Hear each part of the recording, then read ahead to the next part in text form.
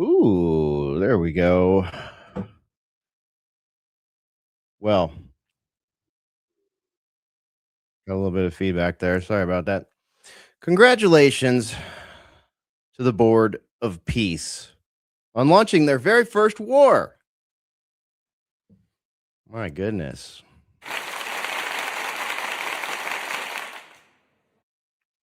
A week ago, they were panels and policy papers. Tonight, ballistic missiles. And while the missiles fly, the blackmail files quietly circulate from honeypots to killer robots to hypersonics. Boiler Room starts now. I'm Brian McLean, also known as Hesher, here in the Boiler Room. Thank you for joining us for this live broadcast. It is March the 1st, 2026. And here we go. We're going to get right into it tonight. I'm going to bring Bazed-Lit Analyzer aboard as we launch the show here tonight. Bazed, what's up, man? Welcome back to the Boiler Room. How you doing? Yo, what's up? I hear we got some things to discuss here. There's been a busy series of events happening the past few days. Is that true? Yeah. Lucky for you, you've kind of been, off the grid a little bit, moving around the country, doing some, things that, pursuing life, liberty, and happiness, that kind of stuff. And while you were doing that, I hate to break it to you, but yes, a conflict has begun. Desert Storm 3? Something perhaps maybe even worse. We shall see. All right. I think all the footage that I saw so far was like stock footage, black and white from like Schwarzkopf.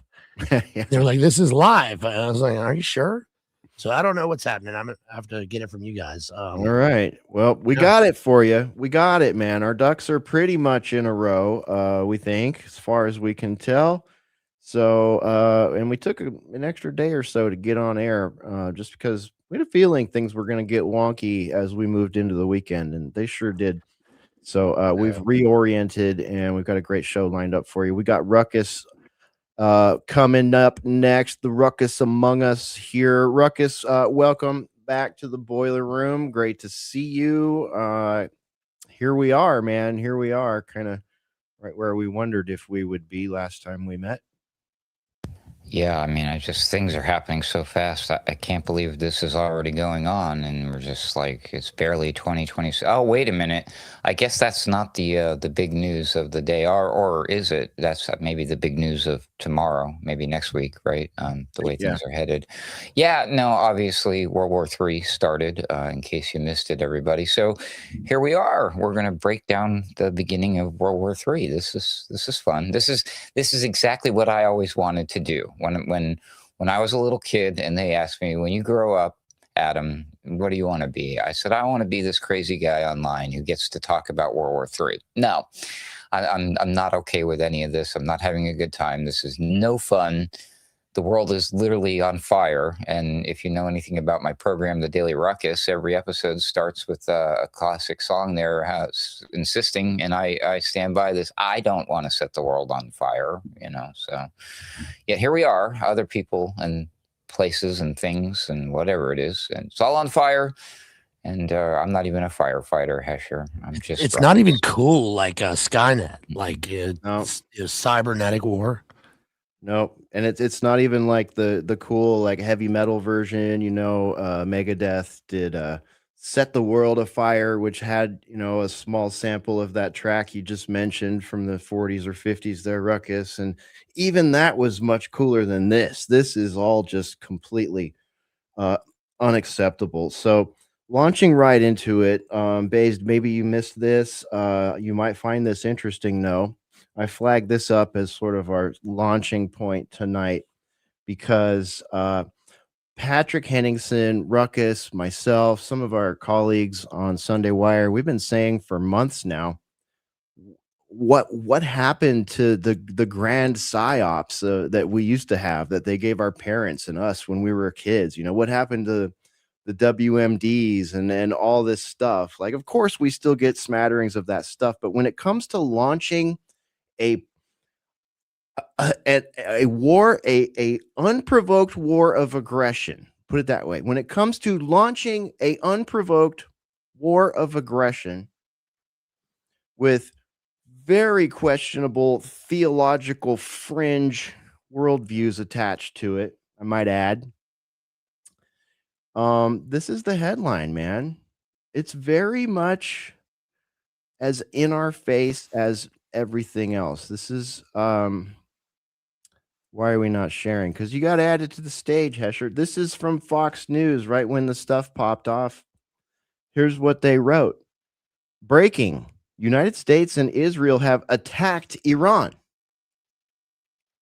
Straight up. Like, even Fox is just like, there's no reason listed. There's no, in response to ABC and Delta. Nope, nothing. Just there was no Pete Hegseth, F around and find out. Right? There was no Congress. No Congress. Anybody? But hold on. They've been close to ballistic nuclear weapons for like 25 years. That's the story that they say. No, dude, check this out, man. Today during Sunday Wire, Patrick went through. So Trump put out this video address to the nation, right? And it was 8 minutes long, and it was so riddled with historical inaccuracies, old propaganda headlines from the 80s, and false claims, to the point where Patrick was doing a full-on speech analysis and dialogue analysis and pausing like literally almost every 10 seconds. He spent, I think, almost 40 minutes doing the first 3 minutes and 48 seconds or so of an 8-minute video. It was so tone deaf, so rife with historical inaccuracy and like re-expressing old propaganda claims that have been long since factually debunked. This like kind of they thing. Opened up the CIA like Pentagon files from 92 and like just Patrick has been there. He's been to that base in Iran. They have it as like a museum now. And for anyone that doesn't know, there was a CIA station in Iran in the late 1970s, and it was a full-on listening station. They had all these people there, and it was done to support the regime change that happened at the time with the Shah. And when it all went bad, students started descending on the place. Protest, it ended with protests and flames, and CIA stooges and toadies trying to burn all the documents. This is before computers, so they had paper documents, and the furnace stopped working, so they started shredding the documents. This was all covered last night in great detail in an X space, but those documents were kept and pasted back together. They spent decades pasting those documents back together, and it's a huge archive now of these sort of regime change activities and all that. They have like loads of the communications. There's been books written about it, and they've maintained that facility there, and people can go in and check it out. It's absolutely bizarre. Most Americans don't know this. That's in the movie Argo. Yes, Ben Affleck movie. Right. So my just to interject real quick, my best friend's parents were there when the revolution happened. His dad was an NSA programmer, and he was in, like, nobody knew what that was. And he was we thought he was just some computer guy, but it was in Tehran when the revolution happened. They had to be evacuated, and this was when they took those hostages, and then that I guess you're going to go over this in a second. That sort of propelled what eventually led to the Reagan's popularity with the release of the hostages. Is that going to be covered? Yeah. So we're probably not going to plan to go into the history of that in great detail, but we'll provide some links on the show page where that stuff was covered. Between today's Sunday Wire and last night's X Space, we really heard a lot of this stuff from experts, people more knowledgeable than we are. But we learned a lot, and I think you will too if you check out the links. They'll be on the show page after the show at alternatecurrentradio.com. But yeah, the thing with the nuclear program based, that was covered in great depth by Patrick today. And it has there is no proof that there is any weaponized uranium there. We'll just leave it at that for now. But let me play this clip for you. You saw the sort of the headline there, but this is kind of where it first dropped on mass media cartel garbage feeds. We just got confirmation that the U.S. is participating in these attacks. The first word that came across the wire services was that these were Israeli-only attacks, Israeli preemptive attacks against the Iranians. But the U.S., Lucas, we are told, is participating, and that's no great surprise.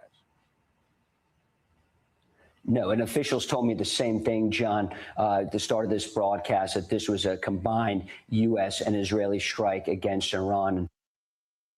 So there you go. They, pulled no punches on that one. U.S. and Israel attack Iran. That was sort of like, oh boy, here we go. We're off on this preemptively attack. Preemptively, like preemptively before what? They didn't even mention any intelligence. At least when they preemptively struck Iraq, it was like they had all these crazy stories that got everybody whipped up, even though it turned out most of them were just whipped up by CIA PR flunkies. Because they had to convince Congress to allow them to do the thing. Oh, wait, and what? They did? We've completely skipped that. That's why we didn't get that. See, this is crazy. I keep picturing in my head over and over again when Trump was saying recently, hey, folks, they're going to come up with some reason to impeach me. Wait, yeah, they're gonna scratch their heads and look far and wide, try to figure something out there, Trump. I wonder what it could possibly be. I mean, we're down to a list now, right? We got multiple things. Yeah, I know, but why don't we start with this obvious one? How come I don't hear, and there's crickets, even from the Democrats. I'm like, open goal, Dems, where you at? Like, hello, nothing. I guess they're all just like, I guess they're grateful for the distraction from the Epstein thing, right?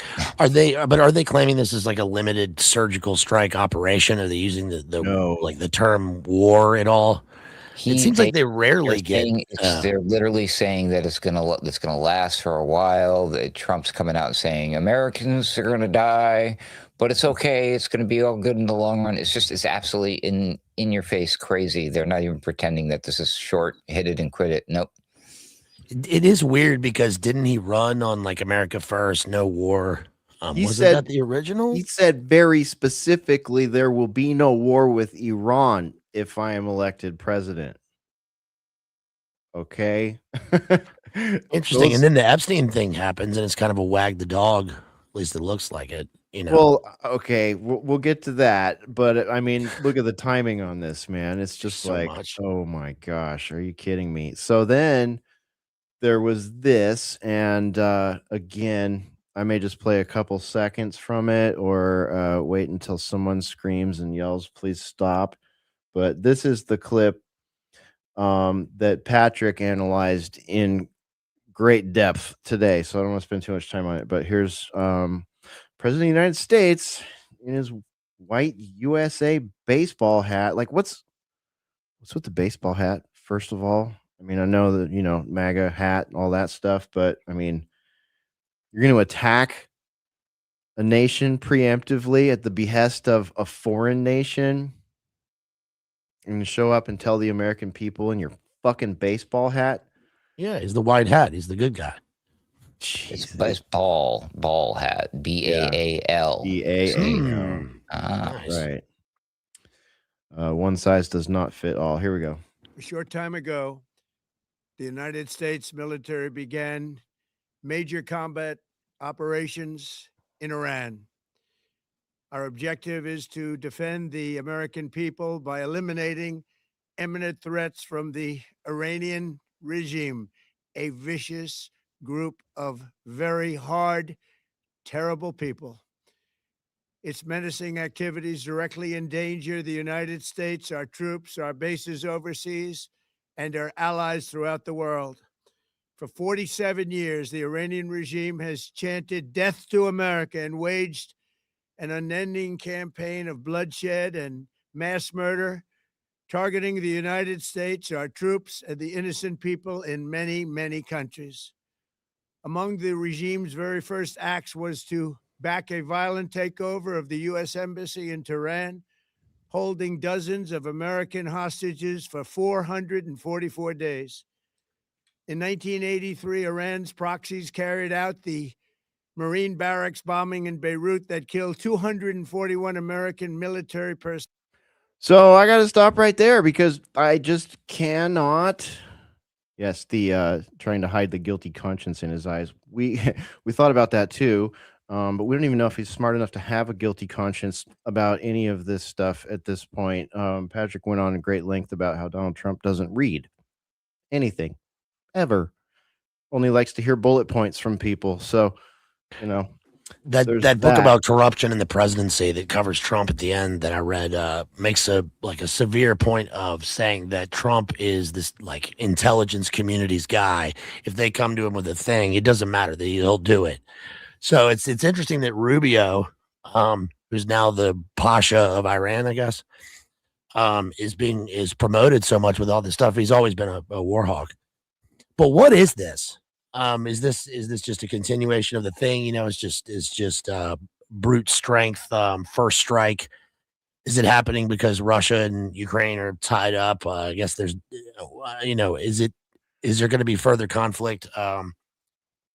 Across the world. What do you guys think? I mean, is this Netanyahu just came out and people are spreading this around already like wildfire, where he said something to the effect, I'm paraphrasing, but hardly, that he was grateful for America doing something that he said this is something that he had been planning for 40 years.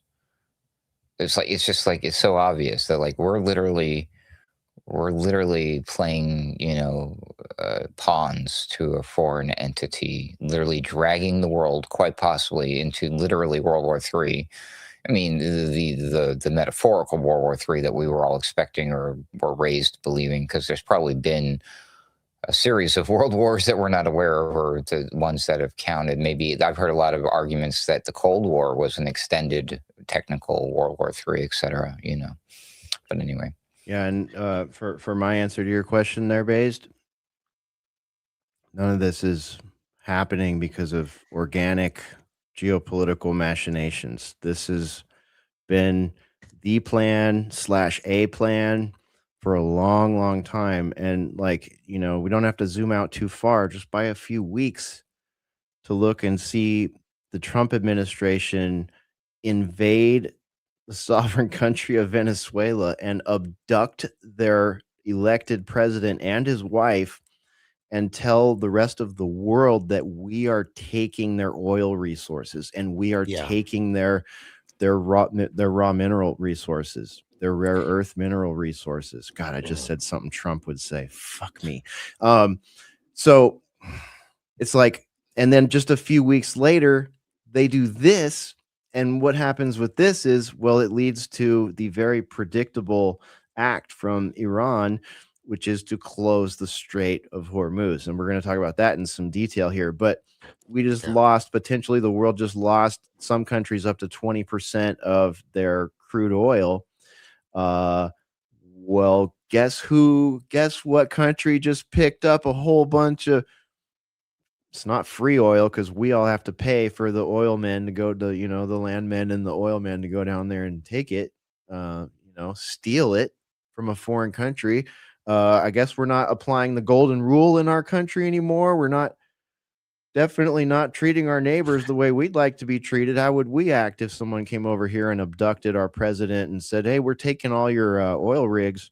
I mean, is it that far out of? But we let women drive here, you guys. That's what it's about. It's that they're a state sponsor of terrorism. They've been very aggressive. I saw the movie The Naked Gun, right, where he punches the Ayatollah in that. I mean, he was a bad guy in that. It's a different guy. This guy's like the last of those people. By the way, they're all gone. Yeah. This is so it's a grand chessboard continuation. Replacement of the Shah. Discovery of old. Who was the guy that went to Iran? Not David Atlee Phillips, but whatever. It was one of those CIA guys, and then this, and then the revolution happens, and then they are a convenient, state sponsor. Jay was talking earlier today about how they were not averse to trading arms with Mossad and with higher up echelons in Israel. So it just seems, this is I guess it's a ripe time for this to occur. This is the new thing, just brutalism. They can't come here and take the president because we're the USA. Well, you just parroted a lot of the things that I've heard out and about this week, like kind of IRL. Like the other night, I was out with Spore and we were having a conversation about gas prices and what to expect considering current events. And some boomer looks at me over his shoulder and he goes, "Oh, it'll be straightened out in 2 weeks. We'll send another aircraft carrier down there." And I'm just like, okay, cool. Well, talk to me in 2 weeks. We'll see how it's going. I hope you're right, buddy. But I'm hearing a lot of that, and like every trope that you just repeated.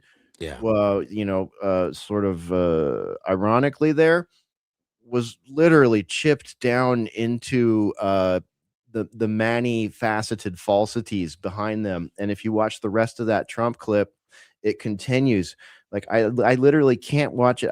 I totally understand why Patrick had to spend so long on it, because I let him play through like 9 lies there. Talking about what happened in 1983, for example, the hostage crisis. The Reagan campaign team went to Iran and told them, like, they were already ready to release those guys. And they said, no, you got to hold on to them for another year or so while we campaign on this. That's how much your presidents care about you. Even your most sacred cow presidents, if it gets them in office, they'll leave your loved ones as a POW after they've already been released. And it was interesting because all that worked with Reagan. Carter can't get him out, and then the day Reagan takes office, he does it. They had that Delta Force crash, Operation Eagle Claw, right? Then the Spec Ops get into it and then hold the guy for like 400 years. And then Reagan sweeps every state except, was it Minnesota? I think. Yep. Funny. And then what happens under his watch? Thanks, Darth Wanker. Iran-Contra. Boom. We don't need to go over that one again. We've done that one ad nauseum. There's books on it. You've probably read them. If not, you're like Trump. You don't read. No, thanks. Iran-Contra. There's like a little contribution from, get it? Iran-Contra contribution. There's a little contribution to where we are today from every freaking administration that we've had through. This is a Gen X panel here tonight. Except for Base. I don't know. He might be elderly millennial. But anyway, I'm 1980s Zennial. All I'll right. play the game Contra. I don't want to age you out there, man. I'm sorry. You got a couple aged out freaking Xers here, and this young man. I remember this. Our dog was named after Oliver North. So right. But it's like every single one of these presidents we've had our entire life. Like my first political memory is watching the debate between Carter and Reagan right before a live Kiss concert. And that's the only reason I remember it, because there was Gene Simmons on stage, spitting fire and spitting blood right after I'd seen this. My parents were interested in it keenly, and I could tell like something was big about it, and I watched these two dudes fight it out. And I was probably 5 years old, 6 years old, something like that. And I just really liked the Kiss concert. There you go. Dutch. Okay, what do we got there, Base? That's the official Edmund Morris biography of Ronald Reagan called Dutch. It's actually not a very good book. This guy wrote about Teddy Roosevelt and a couple presidents. But it's just a sort of comprehensive history of the times. I was born right before the election, and I was conscious in 1980 of the fact that like Ronald Reagan was going to be the president. It was a great era. It was that everyone said that at the time. And we got a war on drugs. We got Iran-Contra. Right. We got him getting shot. I mean, it was a shit Nancy show. Sitting in Mr. T's lap. And Hesher, I believe that what you remember there is on purpose and historical. I think there's a reason your parents were interested in it. I think that was the first time they did that. I think that that debate was the first of its kind, and it was a big deal. Check it out. Signed copy. No way. Yeah. Here, look. Dang, man. He's a Virginian. Yeah, he served his country.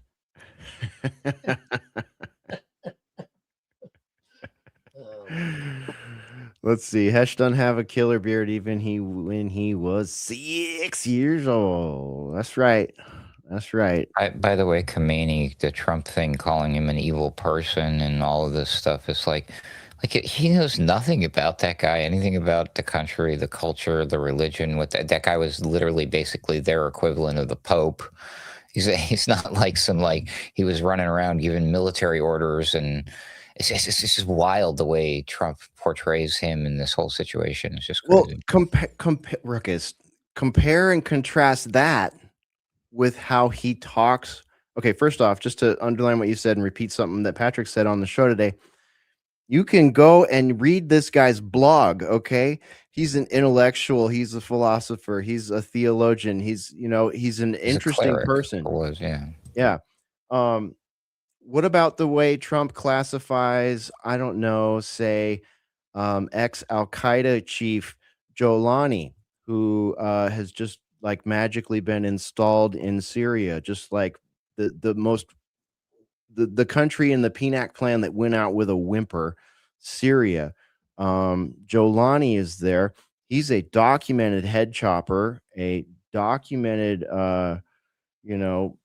psychopath, Al-Qaeda member, and he is now the president. What did Trump call him? I can't. He's a handsome man, and he comes from a rough area. He's a tough guy, but he's handsome. He calls him handsome.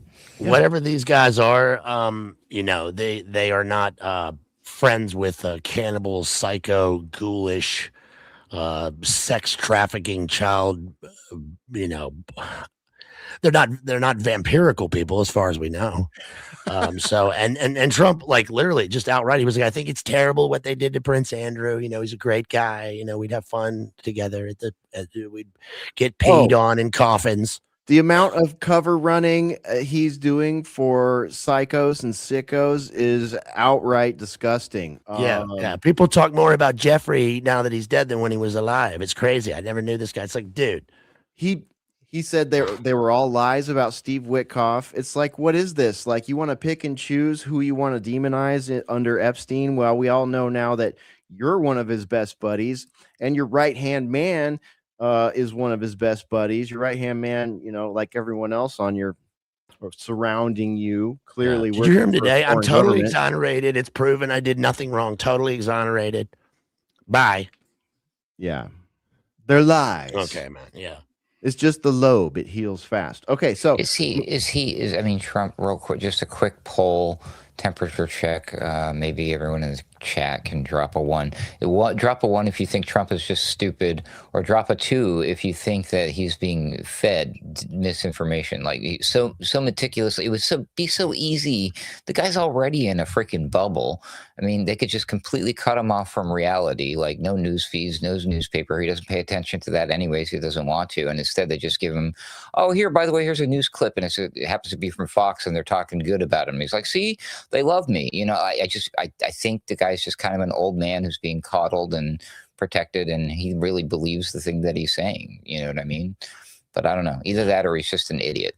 Then I guess the other option is he's just doing it all on purpose. He could be some sort of chaos magician, like Maria Abramovich said. That would be weird. But yeah. I don't think these people like him, like, people want him to have morals and values and a code. And, it's just, he's a P.T. Barnum, like, sleaze who just thrives on his whole thing is based on winning. You guys seen the Trump movie, Sebastian Stan? It's pretty good. He's trained by Roy Cohn. You just win. As long as you win, there's no such thing as truth or lies. You just win. That's it. It's like, we have a win. What? Like what? He just, I guess, the world. And then he'll be president forever or not. But it doesn't matter.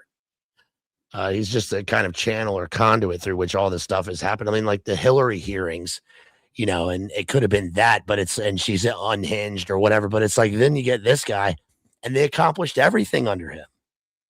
So, right, right, exactly. I like this one. The real Cooter Brown, what's up? He says we can't exactly, and I agree with you. And I'm not saying, I don't think any of us are saying just because he doesn't read and he's geopolitically illiterate and probably compromised and a creep and maybe senile. We're not saying he should be left off the hook. No one should be let off the hook if they're being led around to commit treason against the American people or crimes against humanity, against the planet. He says we can't let Trump off the hook. Yes, he's a moron, but we can't blame all of his bad actions on bad influences. He has agency. Yes, sir. Yes, sir. I like that. Same could be said for Joe Biden. Same could be said for Joe Biden. And if either of these two guys could prove that they don't have agency, then the investigation should expand to the people that did have agency around them and manipulated them. But hey, we all know what we're going to get them out immediately first, right? Yeah, they should. Yeah, exactly. Security clearances revoked, all that. Get the fuck out of here. Okay. Let me get back on track here, or we'll be here all night. So where are we at in the timeline here? Well, at that point, Iran decided, well, hey, we are not going to just sit here and take this. So, holy crap, Iranian missiles literally raining down on Israel, as reported by Concerned Citizen and loads of other accounts. I'd like everybody to keep in mind that there is a fog of war, there is a fog of media, there is AI clips. It's quite literally, there's propaganda videos, there's people spinning videos. So anything you see here tonight, please check for yourself, see if you can vet it. We've done our best. I find it best to just show what I'm seeing in my feed here, and then we can give opinion about it and whatnot. But a lot of people are making facts, and some of them are journalists and some of them have done their fact checking. Your mileage may vary on that one, but just consider that, everything we see here has to kind of be wrapped in a safety net of this all needs to be vetted. Okay. But staged attacks on embassies. Yeah, you just never know, man. You just never know what you're dealing with here. And you'll see people applying narratives to pieces of footage, and then other people, fighting back and saying, no, that's not what this is. It's from here and it's for this purpose. Or, these people are cheering because of X, Y, and Z. No, it's because of A, B, and C. We are not here to litigate all that for you tonight. We would be here all night. But as far as we can tell, this is the kind of stuff most people are seeing. So after that initial attack, and we're hearing it was like over 200 fighter jets that ran a very exhaustive bombing campaign over Tehran and other. But then there were counter reports that there were no manned flights. It was just armed drones, and that there was just stock footage of the planes, like the plane being shot down. I mean, who reported this? I don't know, man. I don't know. I don't know. Okay. It's in the data feed. So well, there is that's why I give the disclaimer, because there's a massive internet outage in Iran. It's hard to get footage out, but footage is creeping out slowly. Sometimes it takes 24 36 hours for some things to come out, other things slip out. So we do our best. But anyways, this account says, holy crap, Iranian missiles literally raining down on Israel. By all expert accounts, Iran are masters at producing missiles, and they also have huge stockpiles. The Iranians have known this has been coming for decades. Here is that footage that was posted along with it.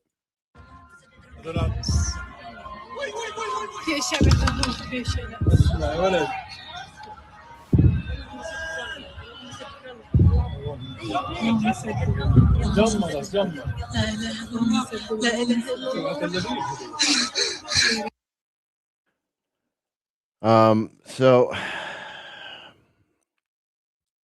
I have loads of these. You know what I mean? Like, we're not going to go through all of these. I've got videos like this that were allegedly shot in Iran. I've got videos like this that were shot in Israel.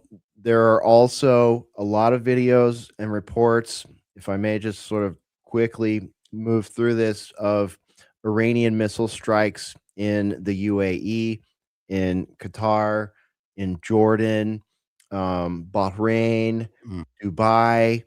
There are a lot of places, and there are some reports coming out from Iran that I'm having a hard time confirming, but some of the latest things I've seen, and I do have a source article for this, but some of the things I'm seeing, allegedly US base in Kuwait entirely decommissioned. US base in Bahrain hit by drones, severe damage. US carrier Abraham Lincoln attacked with 4 cruise missiles, I believe. I have 2 videos of that I can't 100% verify, but I'm happy to show you. And the other report coming from Iran, unconfirmed is 560 plus US troops killed and wounded so far.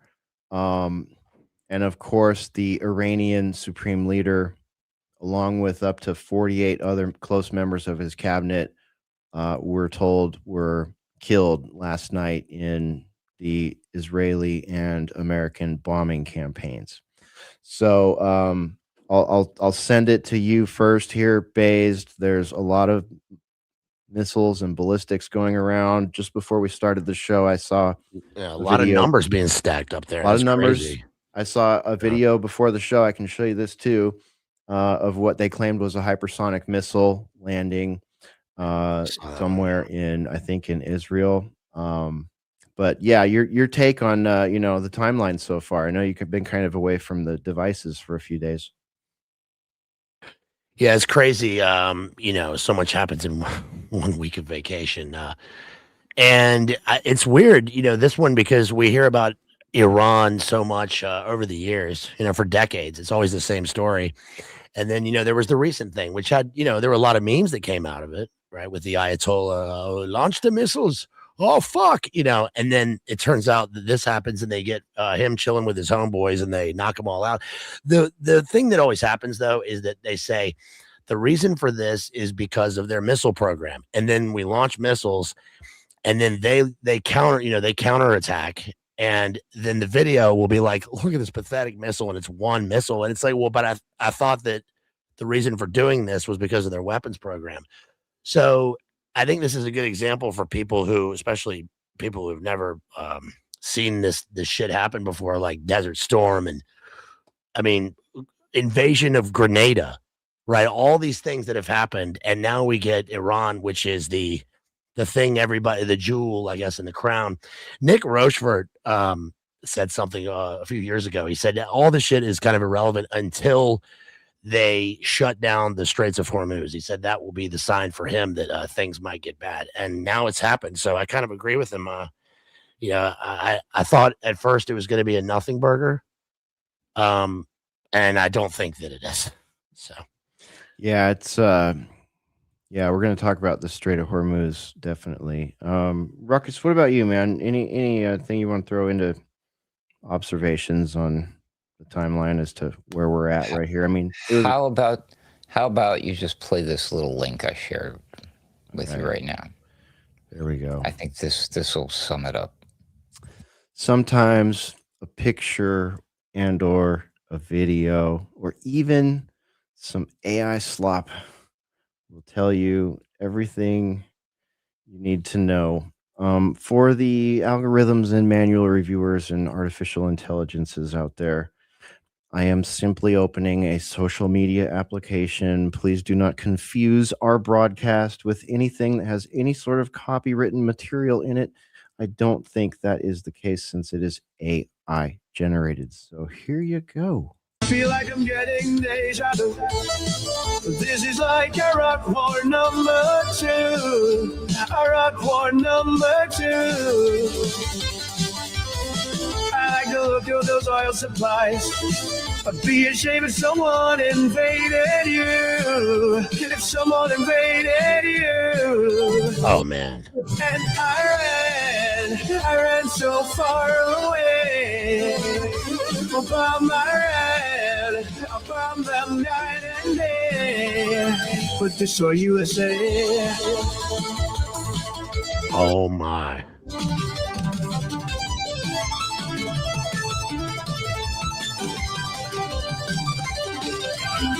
A drone appears above your head. A more bomb comes falling down on you. Falling down on you. The fleet is moving nearer still. The Strait of Hormuz, it comes in view. The oil must flow through. And I ran so far away. Ooh, the bomb I bombed them night and day. All right. So for those of you that have John McCain's classic bomb, bomb, Flock bomb. of seagulls? More like schlock of seagulls, huh? Yeah. Okay. So that's your palate cleanser for those of you like Ruckus that have bomb, bomb, bomb, bomb, bomb Iran stuck in your head this week right there. I mean, Rubio on the kit, you gotta and that.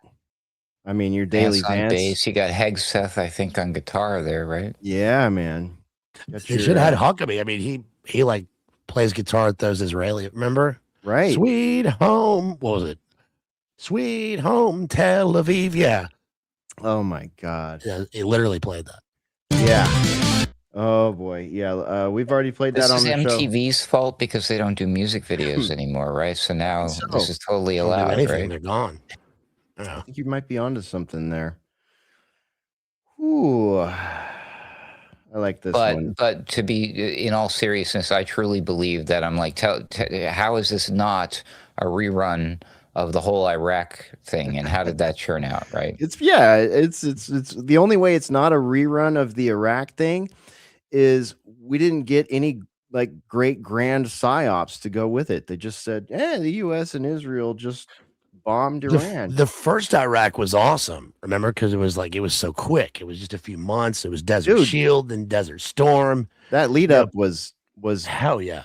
Crazy big build up, and and also we had funded Iraq right in the Iraq-Iran war, so that was all our stuff. And we built CNN. This country, I mean, this CIA built the CNN and the whole 24-hour, like the original Doom Scroll was cable TV. Cable TV was brand new when Desert Storm broke out. I was hell yeah, dude. I was in high school. I think I was on my way to an obituary concert that night or something like that. When that stuff popped off. Shelley says chuds spend zero time understanding U.S. imperialism, then jump on board every strike just for the rush. I think you just described the boomer guy that spoke to Spore and I the other night. Did he have the big foam finger too, Hesher, that said like USA #1? By the way, the Iraq thing did give us probably one of the best bomb themed songs, which was Bombs Over Baghdad. Yeah. It was a good one. Yeah, no doubt.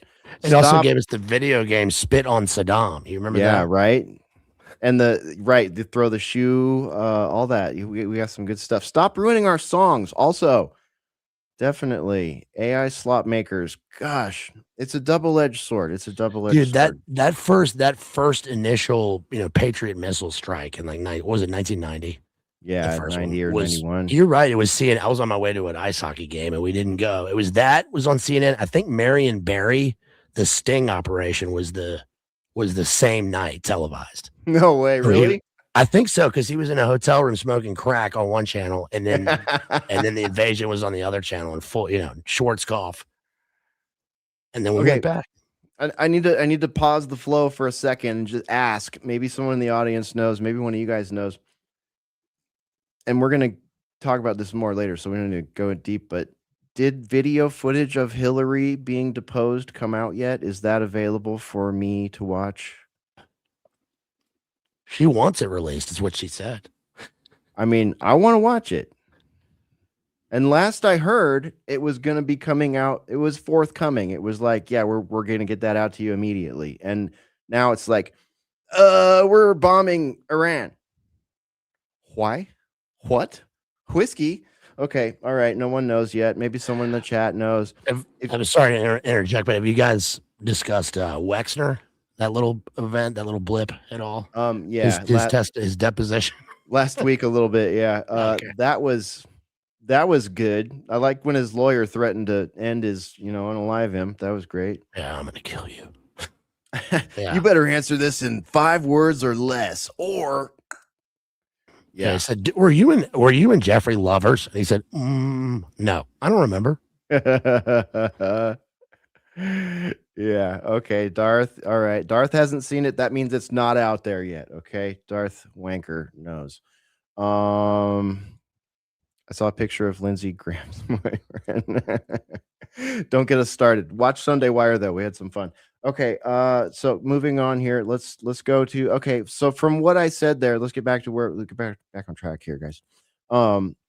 Unconfirmed reports out of Iran, right? Do you want to see unverified video of the USS Abraham Lincoln? I mean, I want to get you guys' opinion on it, so I don't care if you want to see it or not. You're going to see it. This tab right here. Share this tab. Okay. Again, sources, all that, everything. AI video exists. Remember that. Unverified. Remember that. Claim is in. It's circulating through leadstories.com. Circulating there. And there are also community notes here. Let me just go straight to the community note, because why drag everybody through it if there's a decent community note? The video first appeared online June 23rd, 2025, in a post making a similar false claim during the 12-day war between Iran and Israel happening at that time. It also appears to have been generated by the Arma 3 video game. So you see what I'm saying here? We don't even need to look at the clip because community notes sometimes work. But this account, they were trying to say Iranians are circulating a video that shows the USS aircraft carrier USS Abraham Lincoln on fire, unverified back when I saw it. Now there's community notes on it. So you see how dangerous it is to try to even be informed as you navigate this stuff. I mean, any decent American's not going to believe that right off the bat. Like, an aircraft carrier on fire. Come on, man. But the toilets didn't work, though. But the toilets. Okay. Well, maybe community notes and the boiler room has debunked that one. But what about this one? I don't see a community note under this. What is this, pray tell? Does it fall under the same category? This one says another account I don't understand or know or have heard of before. At radar hits, Iranian missile smashes into U.S. Navy ship.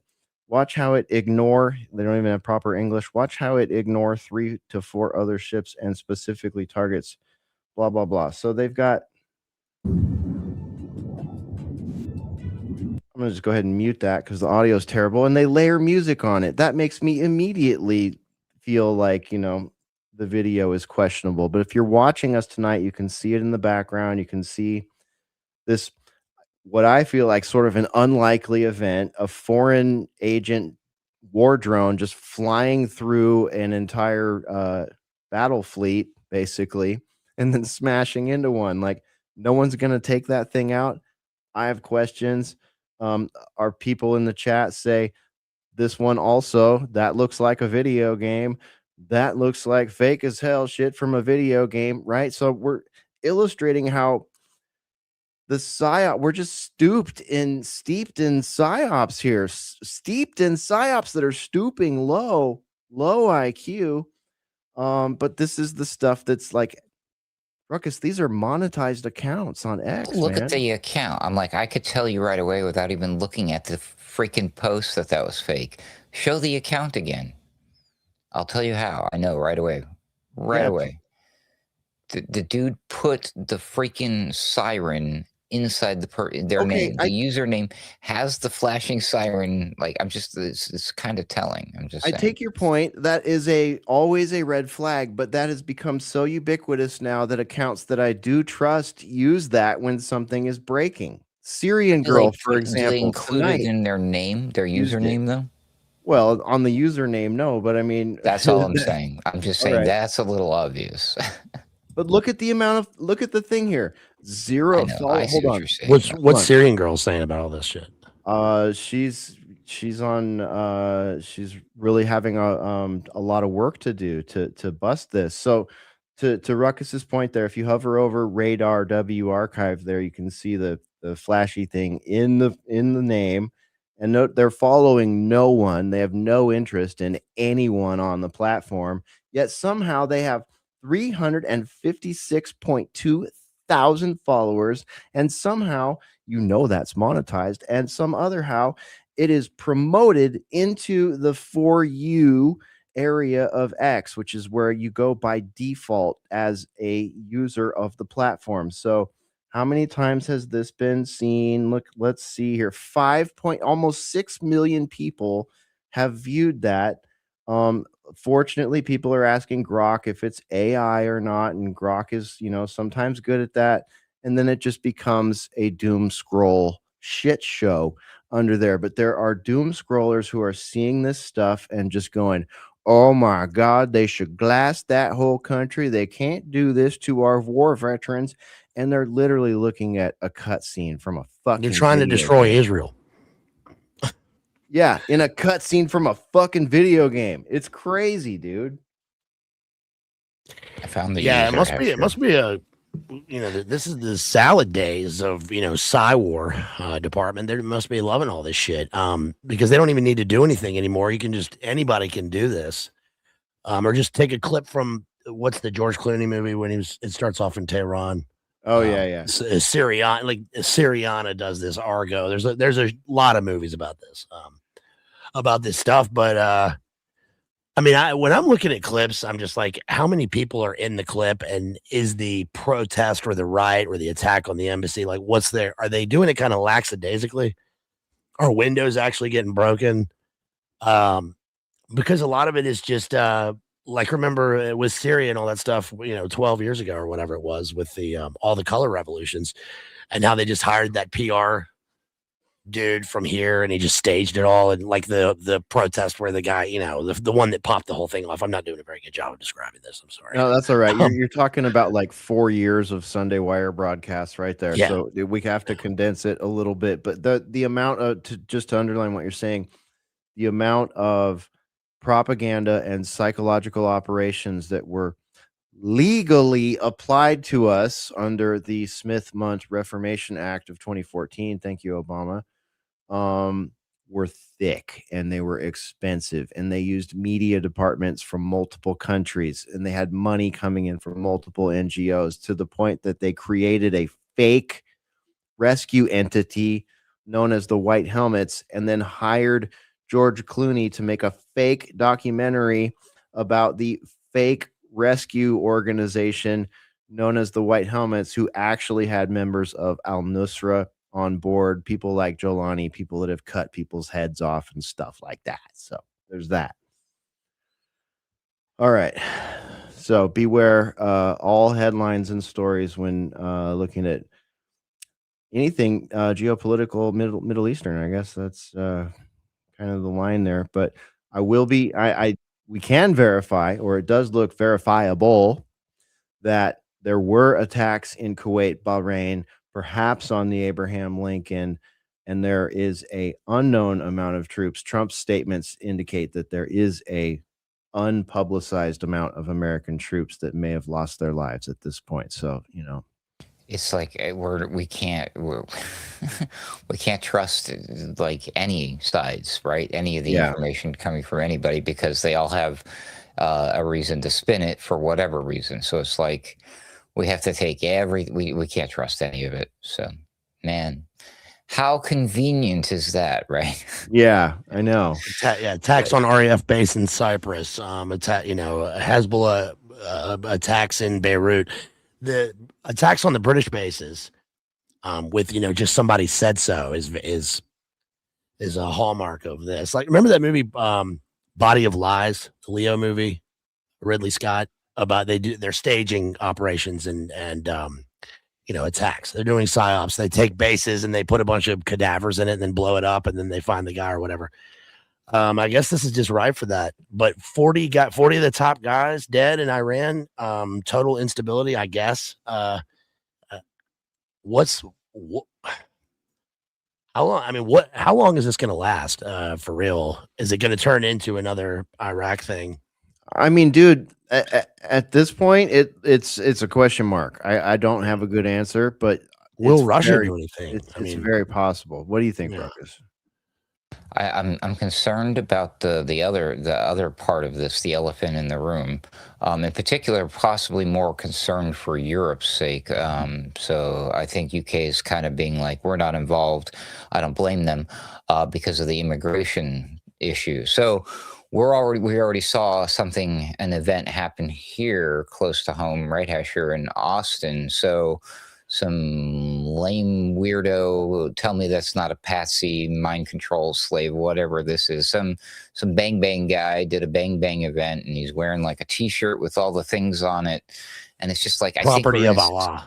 Yeah. So I think we're all gonna see the Pamela Geller kind of warning stuff start to play out, and then now we have to question: okay, was this organic in a response to the killing of Khamenei, the fact that we're bombing Iran, or is this like the plan? This is all now like, okay, now this is the next puzzle, the next shoe to drop, right? I'm like, it's all fitting also perfectly, isn't it? Now we can see some like terror attacks at home, and they could be like, oh, well, it's because they're mad at Trump because he killed the evil dude and these are evil people. Or they could turn off the internet. You go to the bank and your account's wiped out and be like, well, it was a cyber attack. We stand in solidarity with Iran and with the death of, they could do all sorts of a million things now and just point the finger at, oh, was it us? We didn't do it. We had nothing to do with it. Oh yeah, of course we were the ones, of course, that preemptively struck. So we didn't do anything other than that. Yeah, right, Hesher? this certainly couldn't be retribution for that. I mean, my goodness. I mean, okay, let me for anyone who has not seen this yet. Actually, before I go to this clip, Bazed, you dropped us this one. Actually, no, this is one of mine. Kind of moving on in the timeline here real quickly, and then I'll go back to what I was about to play. Former Iranian president Ahmadinejad killed in Israeli-U.S. strikes. So not only was the current supreme leader killed, but also the former president was killed. That's the guy with the legendary Great Satan speech. Yeah, that's right. Yep. That's right. Also an interesting character. But as far as like, I'm just going to play this. I'm just going to let it speak for itself. This is a mainstream report out of CBS Austin, and I'm going to refresh it because it seems to be misbehaving here. It's just going to take a couple minutes to get the important part out.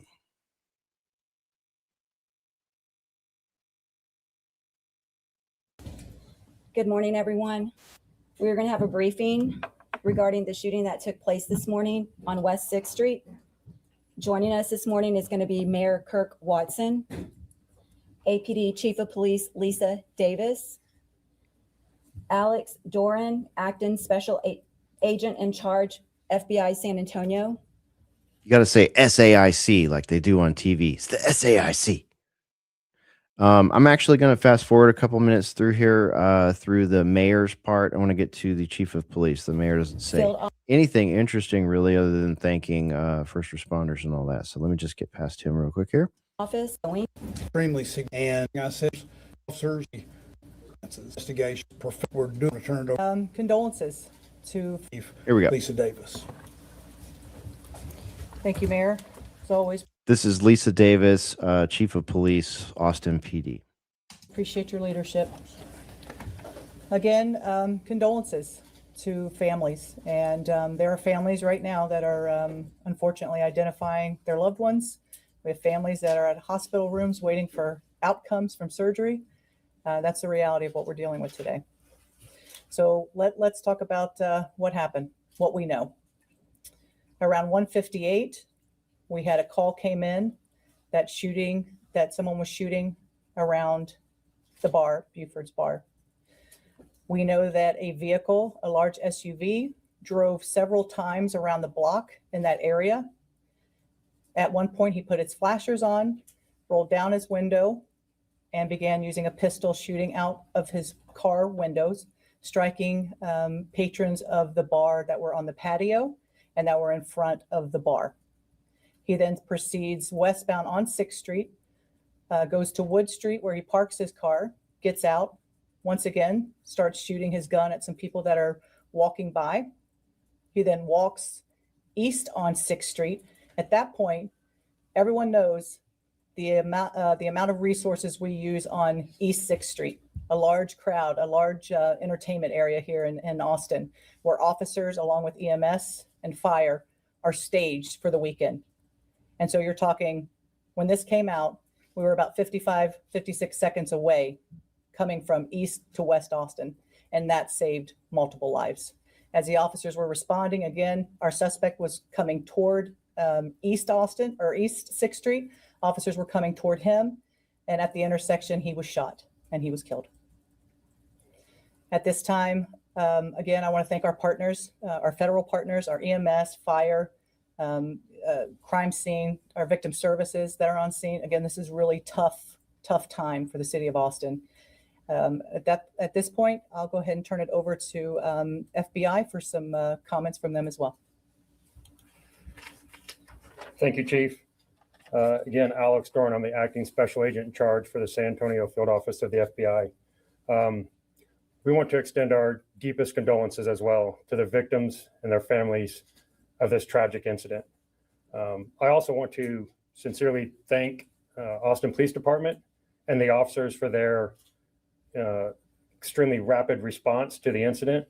There is no doubt that those officers saved countless lives with their quick reaction and quick training to respond to the shooter and address the threat. The FBI is working in lockstep with our partners, with Austin Police Department. We have members from our evidence response team, as well as our many other specialty teams, including our digital forensics folks that are on scene, helping to address the scene and gather additional evidence. Obviously, it's still way too early in the process to determine an exact motivation, but there were indicators that on the subject and in his vehicle that indicate potential nexus to terrorism. Again. All right. I'm going to stop him right there. The quote unquote potential nexus to terrorism things had to do with a slogan on the hoodie he was wearing, which was something to do with Allah. And I believe a Quran found in the car, among a couple other things. So the orgy of evidence has begun. And Sleeper cells activate. well, that's what a lot of people, a lot of Con Inc. people on X are saying and claiming, simply based on what we just saw right there, where they're basically telling us nothing. Good enough for me. I'm going to put it up on X and put a little flashy emergency breaking news emoji warning. It's begun. Yeah, no, I'm not going to do any of that. But you see what I'm saying, right? Already with this, and this one's a little bit on the nose, folks. I mean, you gotta be pretty this is like every meme. The guy who's like got his hands on his hips, looking at you side eyes, really, you really expect us to believe this looks so of course you found the Quran on of course he's wearing a shirt that says property of Allah. Of course he is. Yeah, of course he's going to do this right in the middle of all this heavy police activity, and they're going to respond in 55. I'm surprised it wasn't 33 seconds, to be honest with you. Yikes.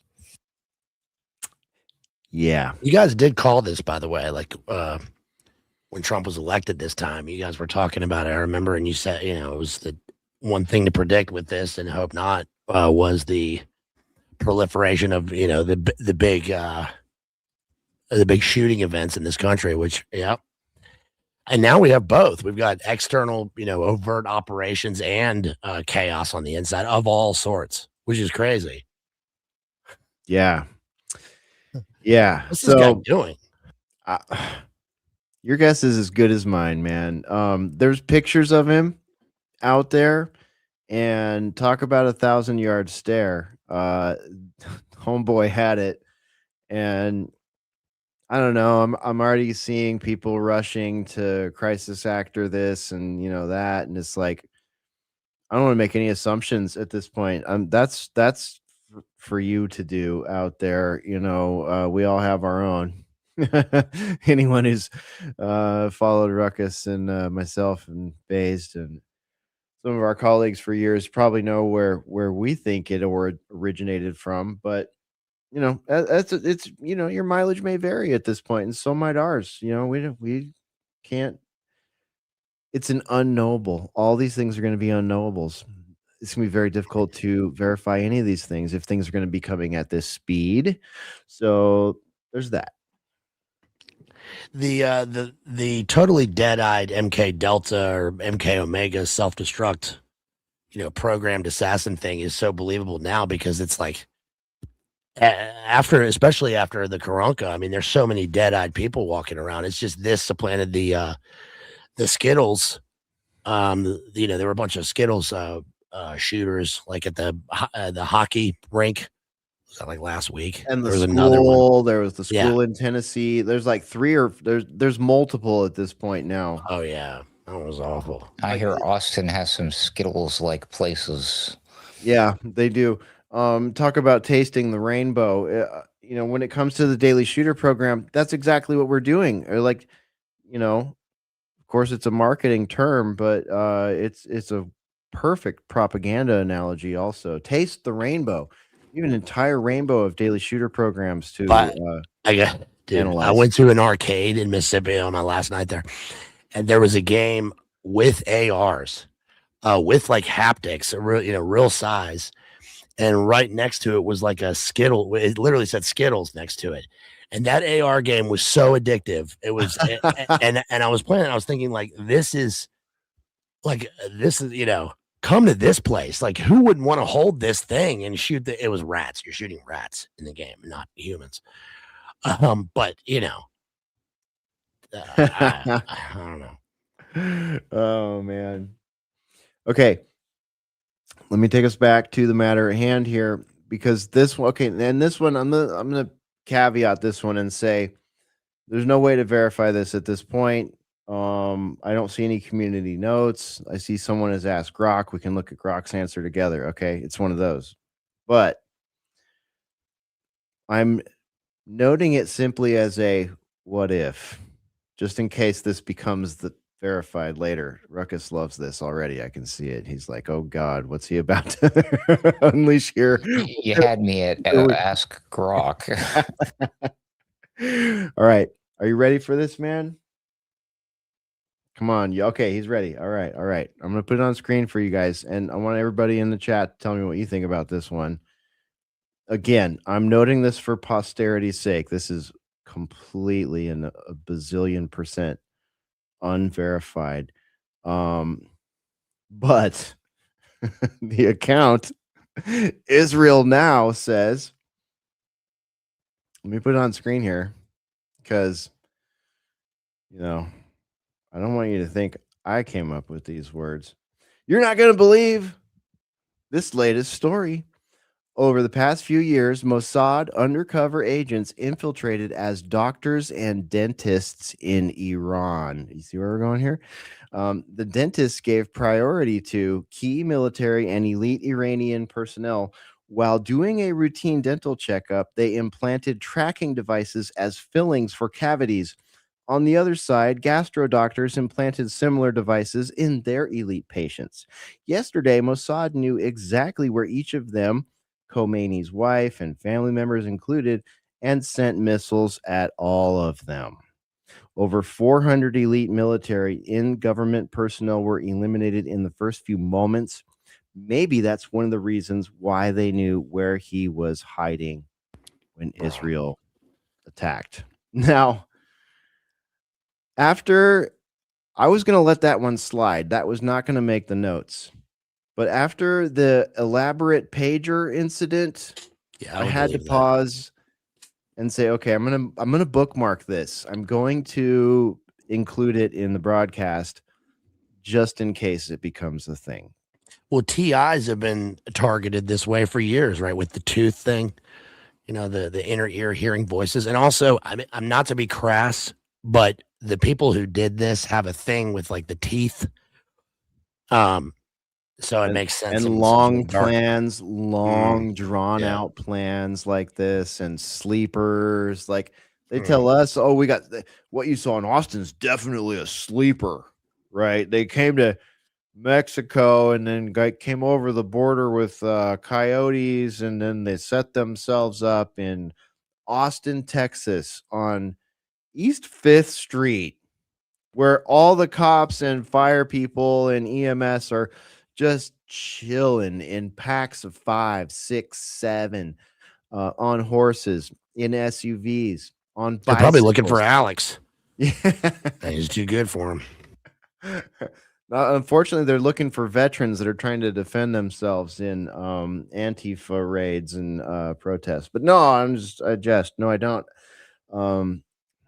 We'll come back. We'll circle back to that one later. But how crazy would that be if that was true? That's all I can say about that. That would be absolutely insane. Here you go. There you go. That's why I wanted it in the show.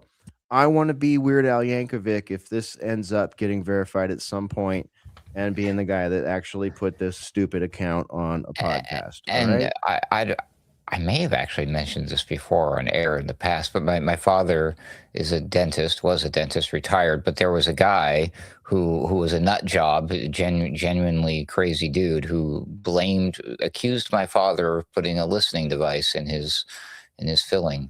But yeah, anyways, crazy.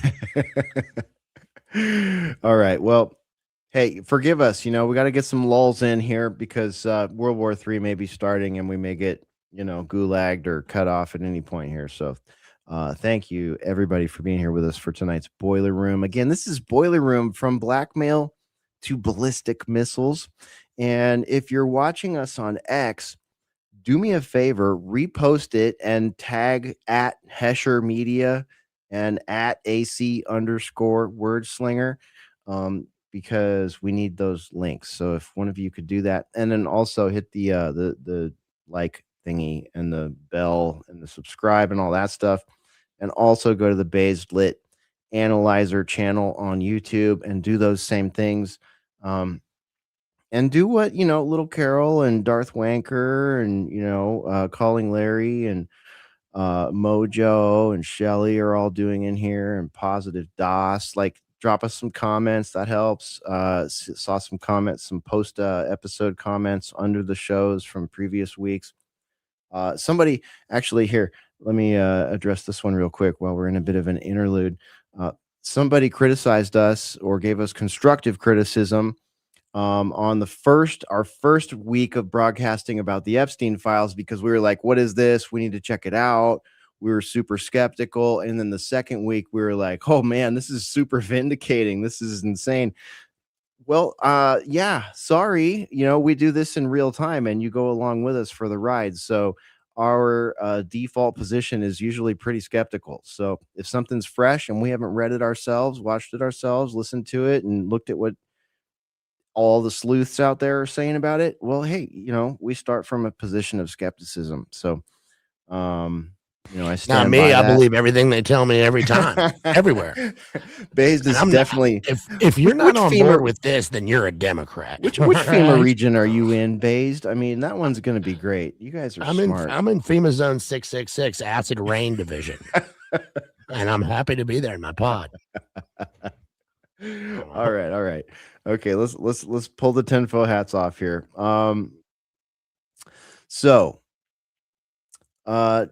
Here's another one that is making the rounds on X with regards to this big conflict.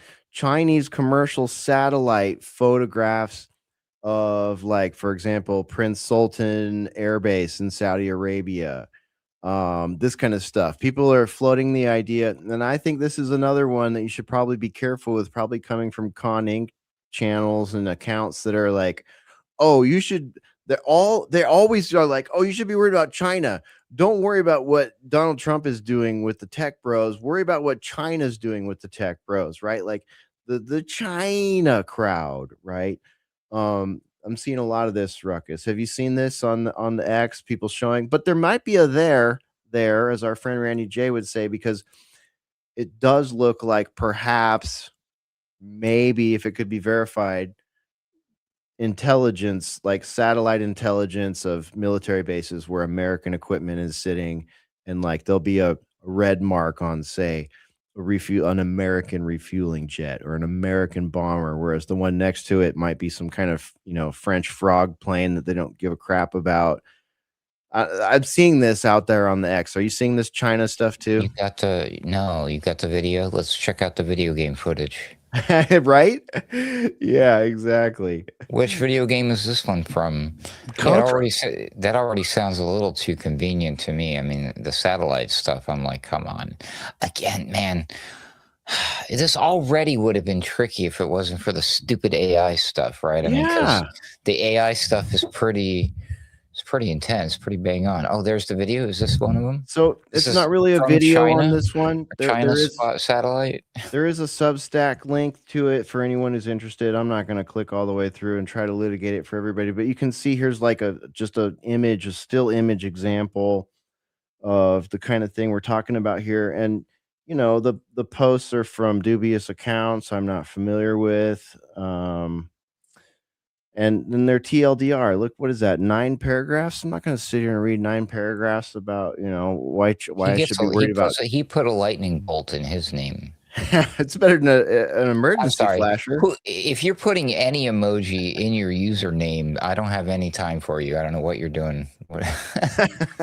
Other than a just basic smiley face. Like, have a smiley face if you're gonna, How come? I have a question.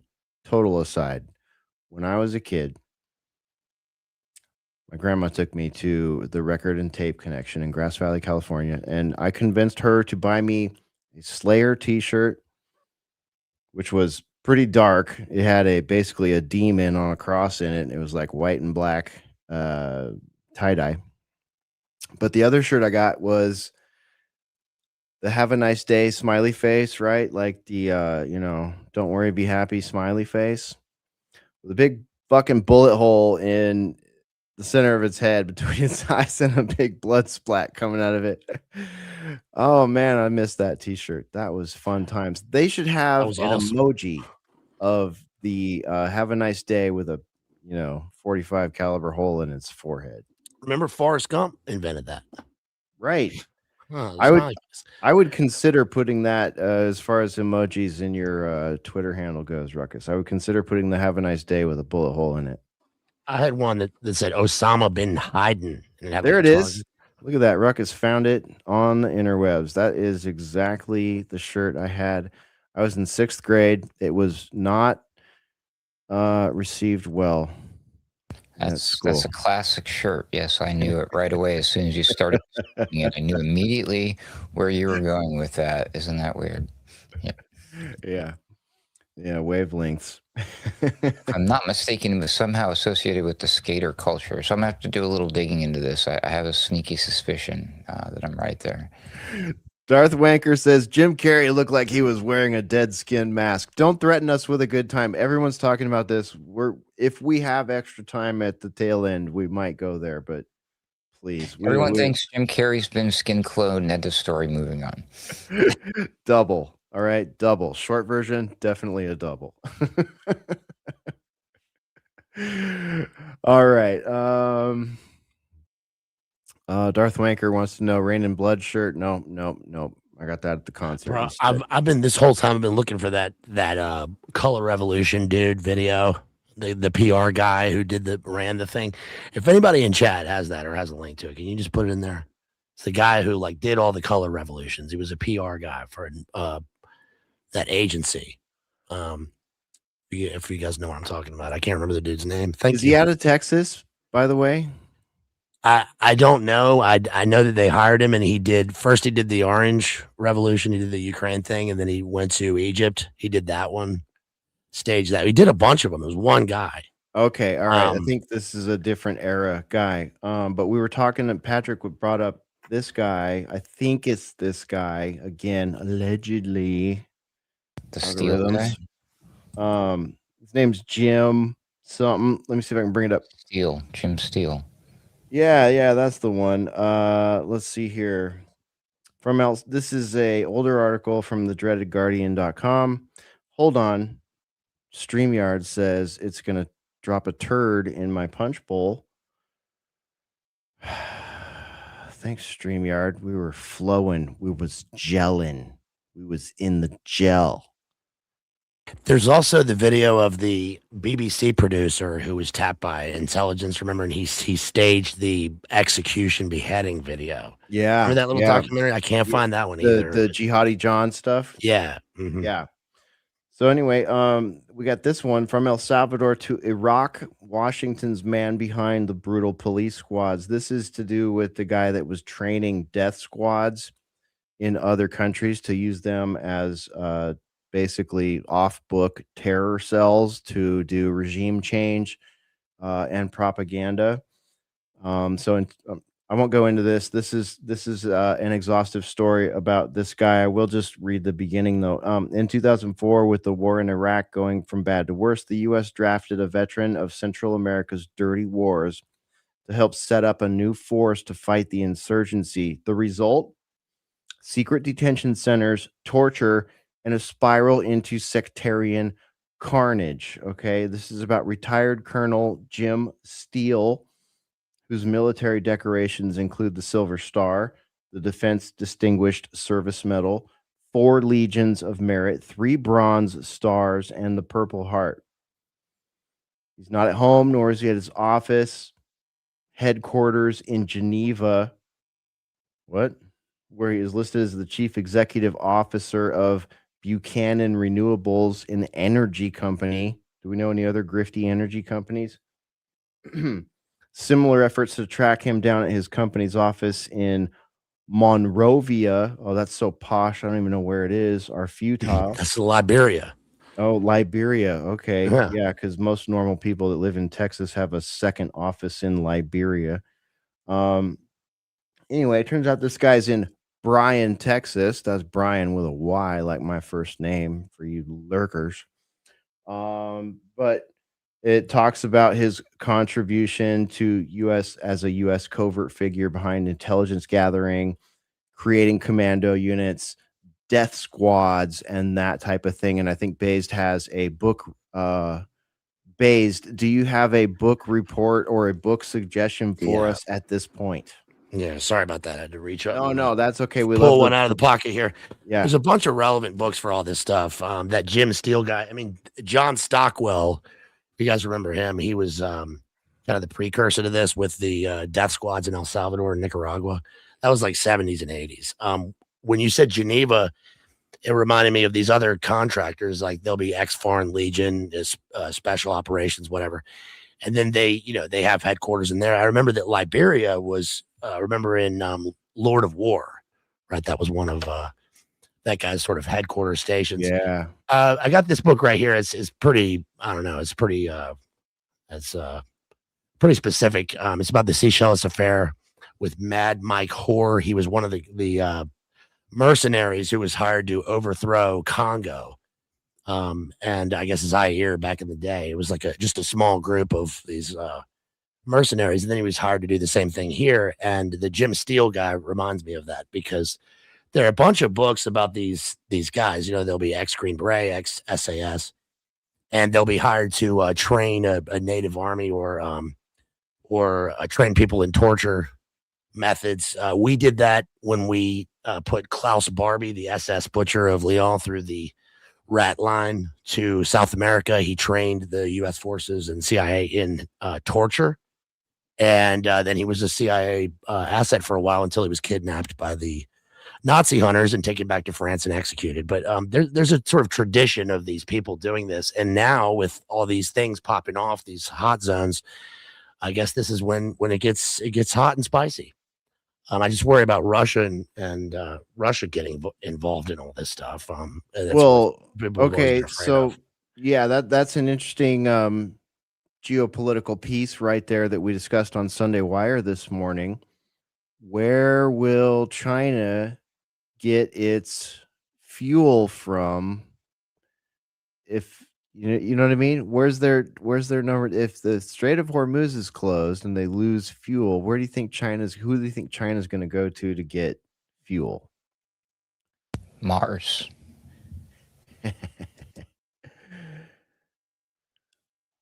No. Oh, by the way, I did see on the news feeds that the oil is already up to $80. Yeah, it's going up. Yeah. The answer is Russia. Russia is where they will get their fuel from.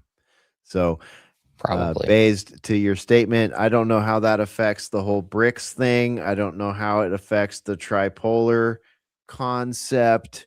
But we do know what it does is make the cost per barrel of oil very immediately go up from about $64 to $74. Which is crazy because remember the war on terror was all about oil, they said, Yeah. right? And Trump's whole position that time was let's keep the oil. And the prices never, I mean, I remember before like 9/11, what was a gallon of gas? It was like 2 bits or something ridiculous. And now it's, it's sort of stabilized over time, but it's never really gotten back. And I thought it was because of oil. I thought we were going to benefit from it. And then we took Venezuela and I thought we were going to benefit. And then we found out we have to pay for it. Yeah. They told us we went in, we removed Maduro. We're going to take the oil. It's going to benefit you. I didn't ask for that. I was fine with, $2.89 in Texas. That was cool with me. You don't need to go invade a sovereign fucking country with my tax dollars, right? And I didn't vote for that. I'm pretty sure none of my representatives said that was part of their, campaign platform. Well, they can't know about that because they might leak the operation and the fact that it might happen. Right? We can't let anybody know about it. I mean, after all, Trump is the commander in chief. He can just do what. Didn't he the other day? He like ordered Exxon to go do, open up a refinery in one of these places, and they were like, "You can't just order us."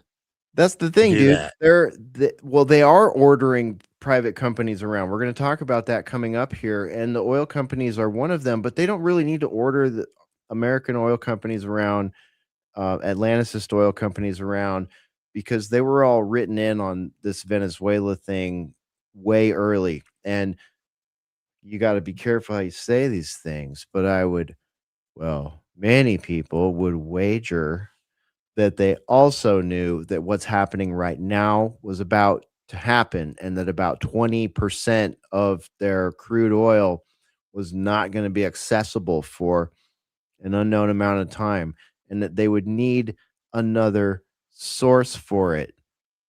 Not only does America get Greenland. to sell overpriced liquid natural gas to people who are other countries that are missing out, we also get to send our oil men and our landmen out to Venezuela on our fucking dime. They told us first, they said, we're going to take it. It's going to be great. Like I said, I didn't ask you to do that. That doesn't represent me. But Venezuela's got that dirty oil. Hold on. And then they said a few weeks later, it's going to cost all of you an extra $6 to $60 billion to get this started.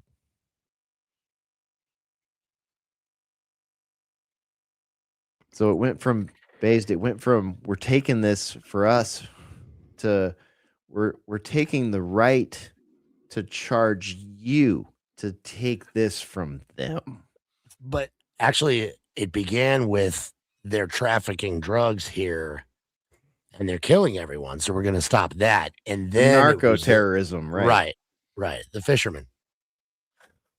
And how many of them have they summarily executed? Last we looked, it was approaching 90 people that our government was pretty lackadaisical from most people's estimation about proving to us were actually, quote unquote, this new category of people called narco terrorists. Well, it's not even like the Hellfire missiles on the little fishing boats. It's the fact that the video shows the guys like in the water, like, help, they've only got arms left. And then they like shoot another one in and take him out, which I think technically isn't that a war crime? A war crime?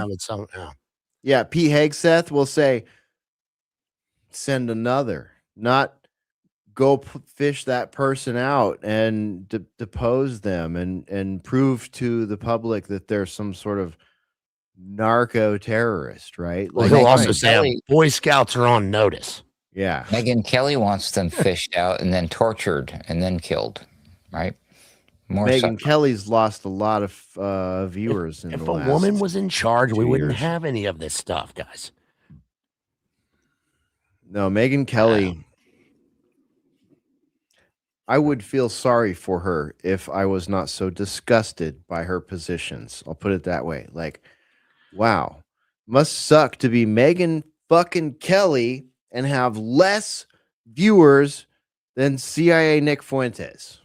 That must really suck.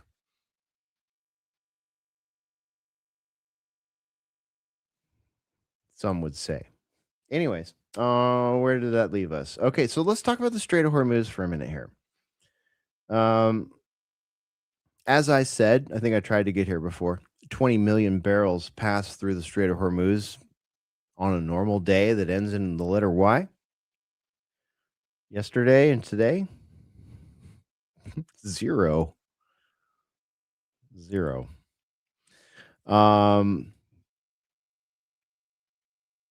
Yeah, so not because Iran mined the water, not because a tanker was hit. I'm reading from someone's account here. This is a post. Because Lloyd's of London picked up a phone.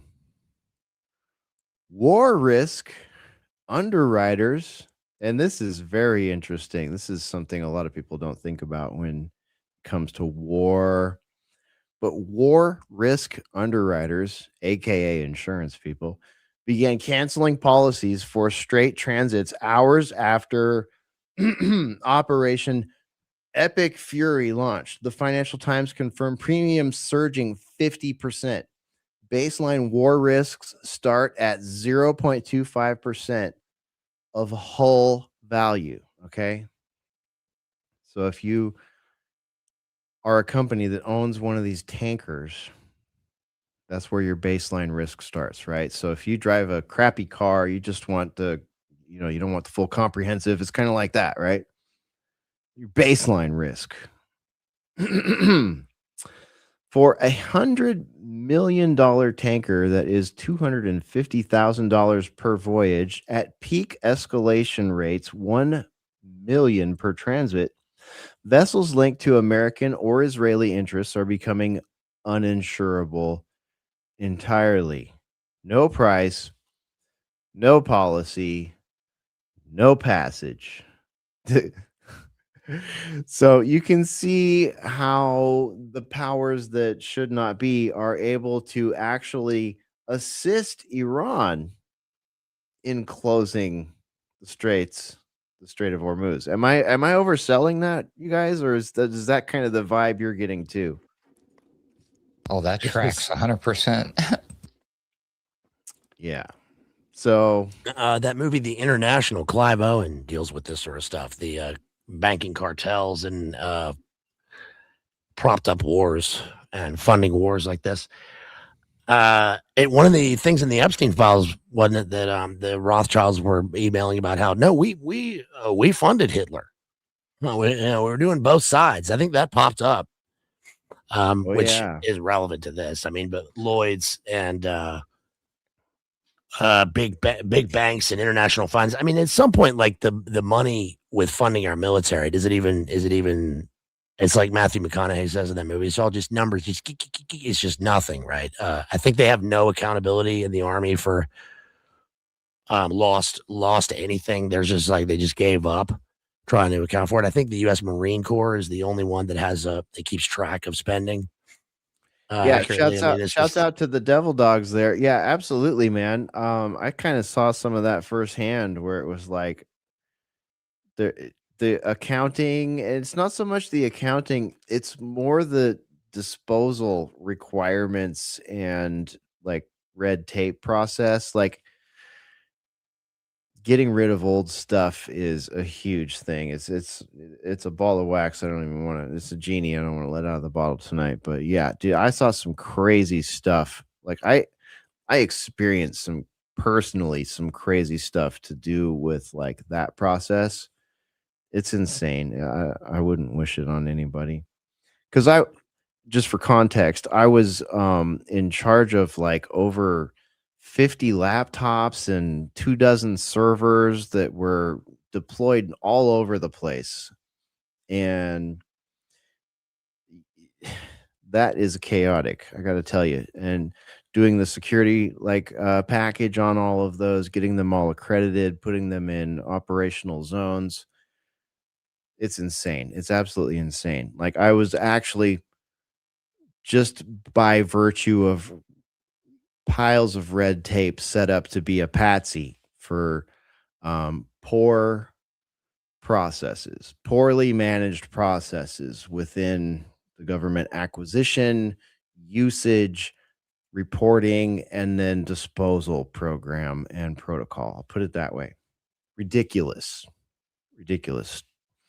So anyways, that's going on with regards to the Strait of Hormuz. And I think one of you guys asked me, I think it was you, Baze, what's Syrian girl been posting lately? Yeah. And I have an example here. She actually posted something that I found to be very informative for people, because I don't expect everybody to know where the Strait of Hormuz is or what it means if it's closed. Like that can be, even for media maniacs, something I would not expect of everybody. So let me share this tab. So Syrian Girl posted this one earlier today. Good informational video on what happens when the Strait of Hormuz closes. It closed yesterday. It's 3 minutes long, so if either you guys need a drink or step away for a minute, now is a great time. If Iran blocks the Strait of Hormuz, what impact will it have on the entire world, and which country will be affected the most? First, let's understand what the Strait of Hormuz actually is. It is a small area of just 33 kilometers located between Iran, Oman, and the UAE. It is a narrow sea passage through which almost 20% of the world's oil supply flows, nearly 17 million barrels every day. This oil comes from 8 countries located in the Persian Gulf, including Iran, Iraq, Kuwait, Bahrain, Qatar, Saudi Arabia, and the UAE for the United Arab Emirates. Saudi Arabia, Kuwait, and Qatar, 90% of their oil exports pass through this narrow route to reach the rest of the world. If Iran blocks the Strait of Hormuz, following countries will suffer the most damage. First is India, because it imports 85% of its oil, and 60% of that comes from Middle Eastern countries like Iraq, Saudi Arabia, Kuwait, and the UAE. Fuel prices in India would skyrocket, and as a result, everything related to oil and all industries would face severe disruption. Industries could shut down, there would be job losses, and the economy would be severely affected. The second most affected country would be China. China is the world's largest oil importer, bringing in 10 million barrels of oil every day. 40% of China's oil imports pass through this Strait of Hormuz. Although China has built oil pipelines with Russia and Central Asia, they don't even fulfill 20% of its energy needs. So, if the Strait of Hormuz is blocked, China's economy could suffer a massive blow. And if China's economy is shaken, its effects will be felt all over the world. The third most affected country would be Japan, as it imports 90% of its oil, and 75% of that passes through the Strait of Hormuz. The fourth most affected country would be Saudi Arabia. 80 to 90% of Saudi Arabia's oil goes to the rest of the world through Strait of Hormuz, while only 10% goes to Europe via its Red Sea coastline. So if this choke point is blocked, Saudi Arabia's economy will be heavily impacted. Imagine that a country suddenly loses 80 to 90% of its revenue. What would happen to it? Something similar could happen to Saudi Arabia. There's also a high chance that Saudi Arabia might send in its military to reopen the route, and that could make the situation even worse. Fifth is Pakistan, which gets about 90% of its oil through the Strait of Hormuz. This oil meets around 27% of the country's energy needs. So if the route is blocked, prices in Pakistan could rise sharply. But there's an interesting twist. Since Pakistan shares a border with Iran, and several government reports suggest that 35% of Pakistan's diesel comes unofficially from Iran. So if the strait is blocked, Pakistan might turn to Iran for oil, either quietly or through an official deal. Next in line is the UAE, because as nearly as 72% of its oil exports rely on this Strait of Hormuz. The country does have a backup option, the Habshan-Fujairah pipeline, which allows it to bypass the strait and export up to 60% of its oil. But for a major economy like the UAE, losing the remaining 40% would still be a serious blow. Next comes the European countries like France, Germany, and Italy, which on average get 10% of their oil through the Strait of Hormuz. A blockade here would hit them hard as well. Globally, experts warn that oil prices could soar past $150 a barrel, causing widespread inflation and possibly triggering a major global recession. So this small 33-kilometer area holds enough power to shake the entire world.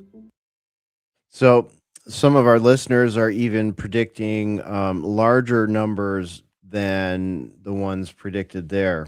Those are by the books, what you just saw right there.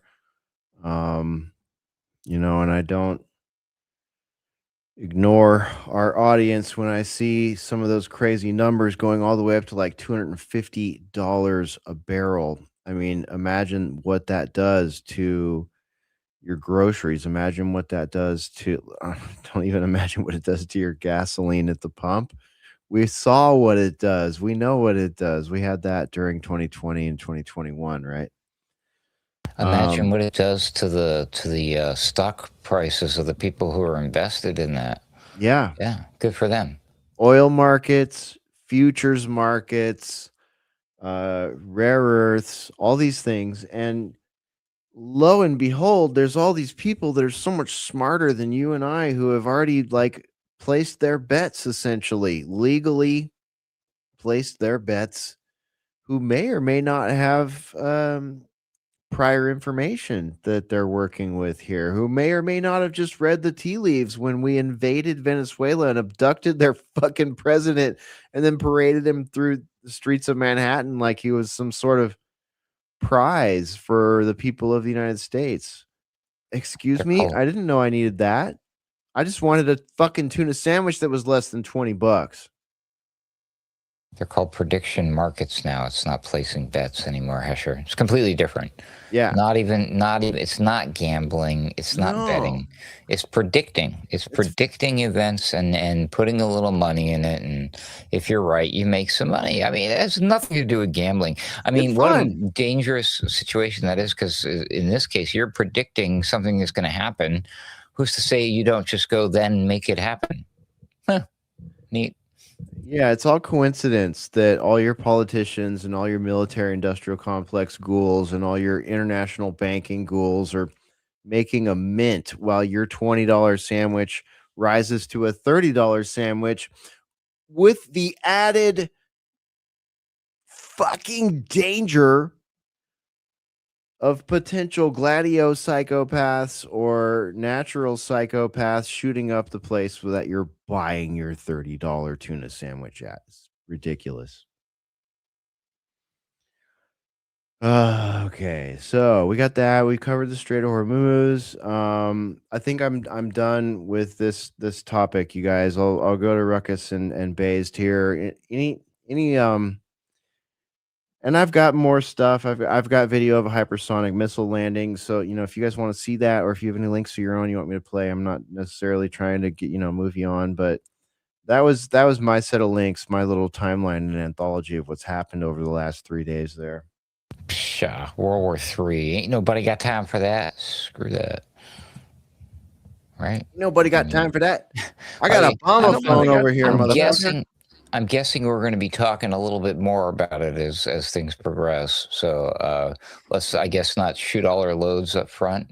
Everything dovetails tonight, my friends. Everything dovetails tonight. Based, what about you, man? I mean, I know we kind of made you drink from the fire hose, pulled you out of vacational and marital bliss, and put you in the boiler room fire hose. But I mean, I'm glad you're here tonight. I'm glad we have like the take of someone who's not been inside the rabbit hole as much as Ruckus and I have the last few days. So over to you for thoughts on this. Well, it was really nice to, purposefully not have a phone around and just live a normal life, which was, I'm so old now. I got carpal tunnel from the phone and holding books. That's the real reason I did it. But it was really nice.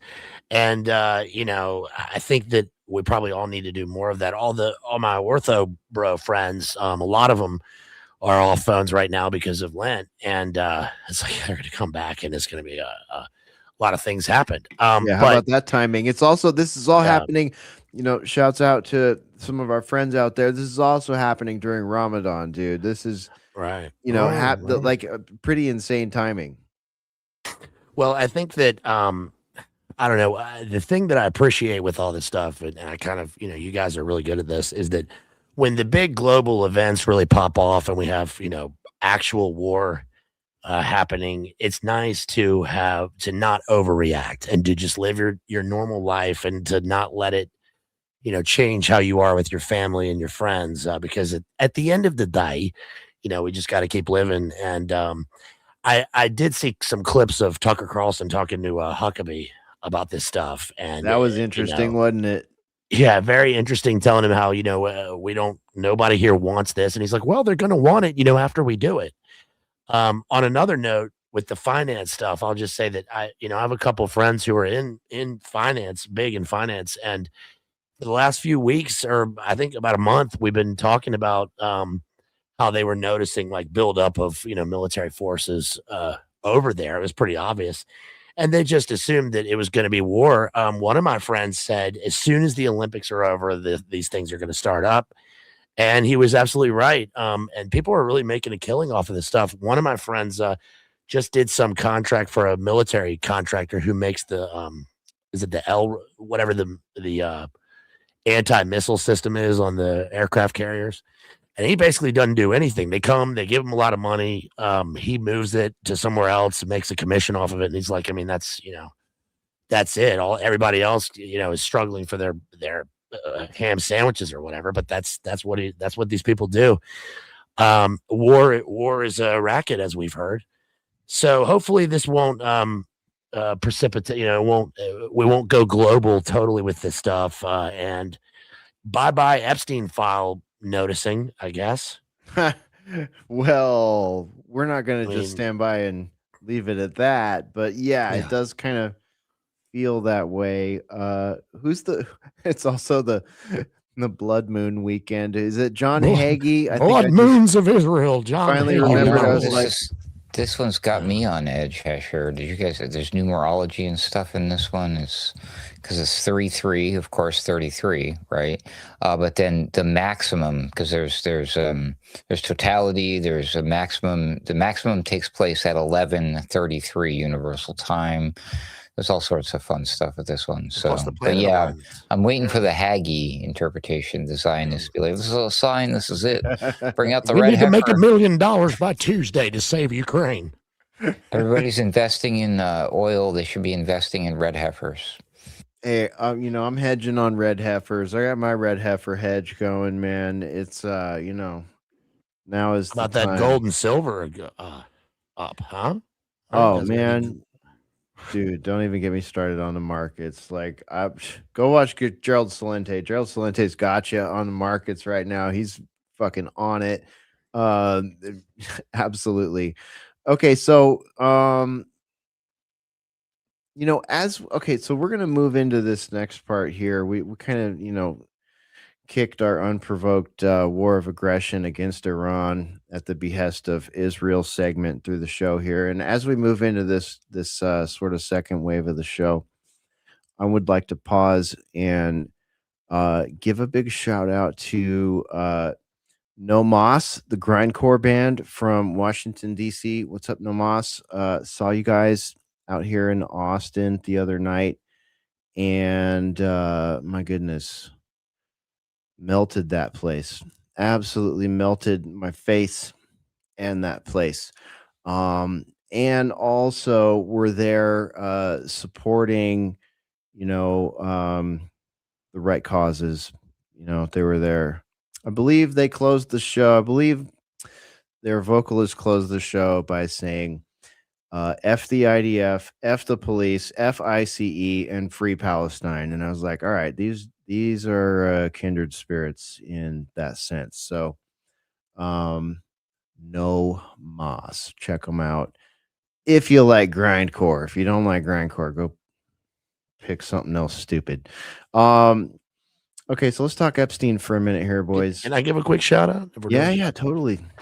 Hey, shout out to my friend Rachel Wilson, based homeschool mom, who was a guest on Rogan this week. Yeah, dude, I saw that. Dude. That was great. Surprise! I just talked to her today.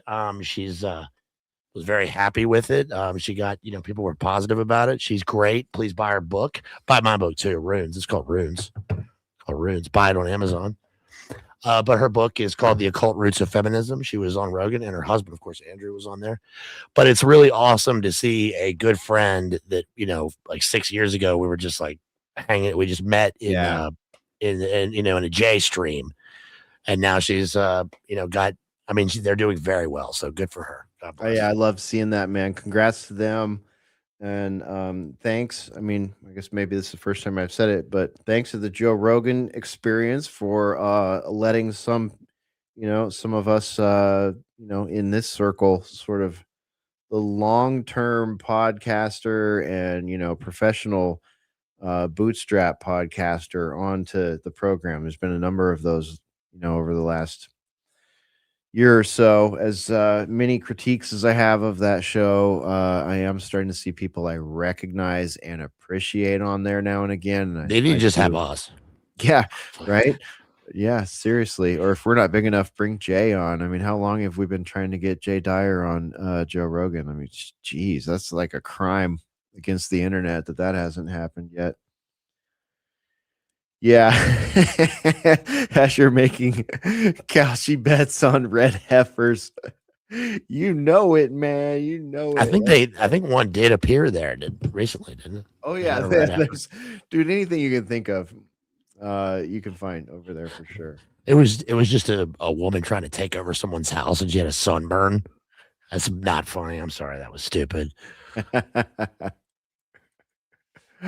Oh snap! All right, I'd take that too. That would be cool. Why not both? Why not both? We hear rumors Whitney Webb's going to be invited too, so I don't know. We'll see. Okay, where does that leave us? So we're going to talk Epstein for a moment here.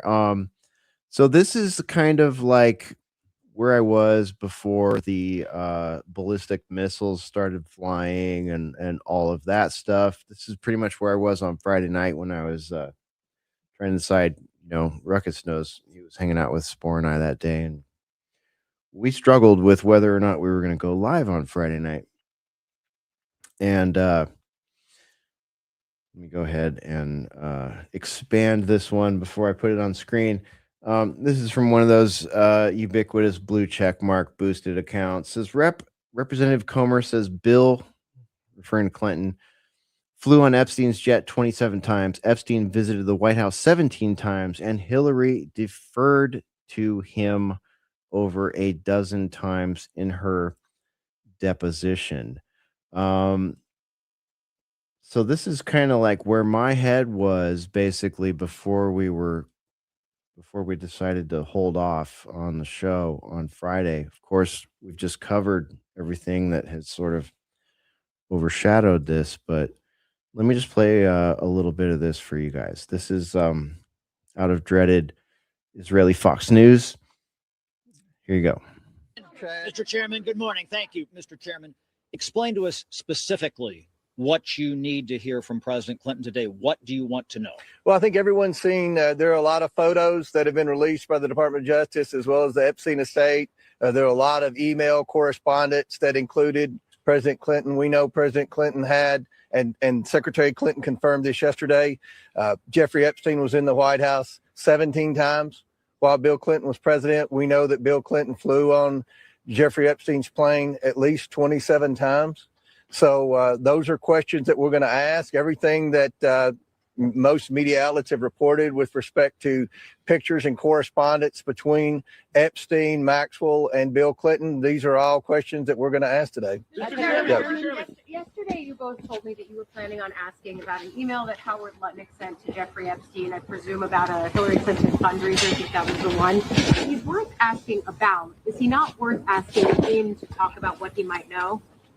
Yeah, and I think it'll be interesting when we hopefully get that video out later today or tomorrow as quick as we can get it out. I think it'll be interesting what Hillary Clinton said about Howard Lutnick. And how she said it. And how she said it. We looked, I think that was Miss Mace with the line of questioning. So there was a pretty thorough line of questioning yesterday between Miss Mace and Miss Clinton with respect to Lutnick. And I think you all find it very interesting what she had to say. But we're going to continue to ask questions of everyone that shows up in photos on the island and things like that. Yes.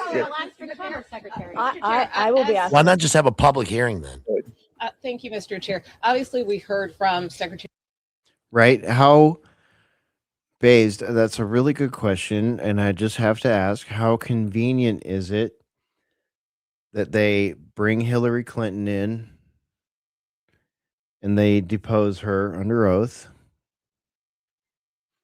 And then the next day, this is what was filmed in the morning, and they're referring to that. And this is the day that Bill Clinton was coming in, and she had deferred to him many times in that. And if we let this go a little further, you'll see what Mace has to say about Hillary Clinton's testimony. And she's doesn't mince words about how she categorizes it. It's extremely interesting, and it makes me say, I want to watch it. And then furthermore, I want to watch Bill the next day. And it was like, and you'll see them saying here, if I let it run long enough, that the footage is coming. The footage will be here soon. We're working on it. What the fuck does that mean? Why wasn't it Cash App PayPal with the jail footage? It's coming. You'll just wait till we release it. It's like, what are you, Q? Am I some kind Right. of Q nerd? I'm supposed to just believe you guys? Oh, you need to take 48 hours to get that footage to me? Listen here. Spore and I are the people that sat there and watched Johnny Depp live for like 9 days or 10 days talk about his girlfriend pooping on his bed. Watched it live. Poor Johnny Depp. Had to go through that. You have an ex-president who's been mentioned this many times by mainstream media, mass media cartel outlets, and in these files this many times, doing this many things, this good of a buddy. And I can't honestly, Hesher, I can't believe that they actually did come and speak, though. I mean, I don't know what compelled them to do that other than some sort of pressure from somewhere, but they know that Trump is going to not let anything happen to him. He already said that. You're not going to prosecute an ex-president. And I'm totally exonerated. A subpoena is what brought them there, and congressional action is what brought them there. But still, what do?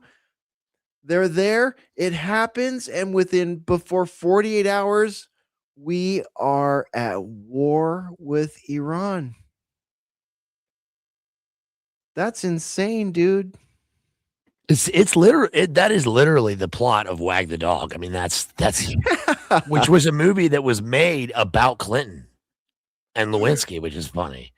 Oh my God, dude. How can this be our reality? Yeah. This is absolutely insane. Okay, let me go back to the clip here. Let me take it a little bit further.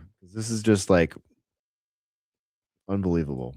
Hillary Clinton, after her deposition, she described the session as repetitive. She said it veered off topic. She was asked about things like UFOs, Pizzagate. Can you explain why those topics were brought up, and also in light of the release of that photo? And she also said there were substantive questions yesterday too. But one reason there were repetitive questions about Epstein is because we went through every email and every correspondence that implied Hillary Clinton and Jeffrey Epstein communicated often. You all have seen the email where he said that she looks better in person and all of that. Those were questions we asked. So every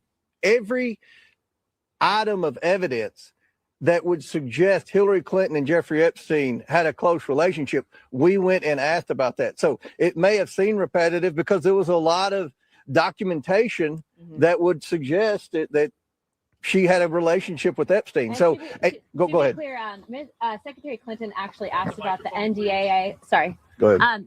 To be clear, Secretary Clinton actually asked us about what happened with the disclosure language in the NDAA. So, I mean, I know she's trying to pivot from the fact that she's here and she had a very close relationship regarding the Clinton Foundation and Epstein and Maxwell. But the point is, and I think I'd like to hit on this with probably Miss Mace here. But I think we have a very important interest in curiosity about what specifically the co-conspirators had a role in all this, right? We know for a fact that some of these were women. And I think that today, at least with my line of questioning, I'm curious about that. Why is it? What do you think, man? It's bullshit. We're curious. We're curious about this. I mean, look, they should have guillotines set up, and they should have trials ready, and they should be going after people that, if they did the shit.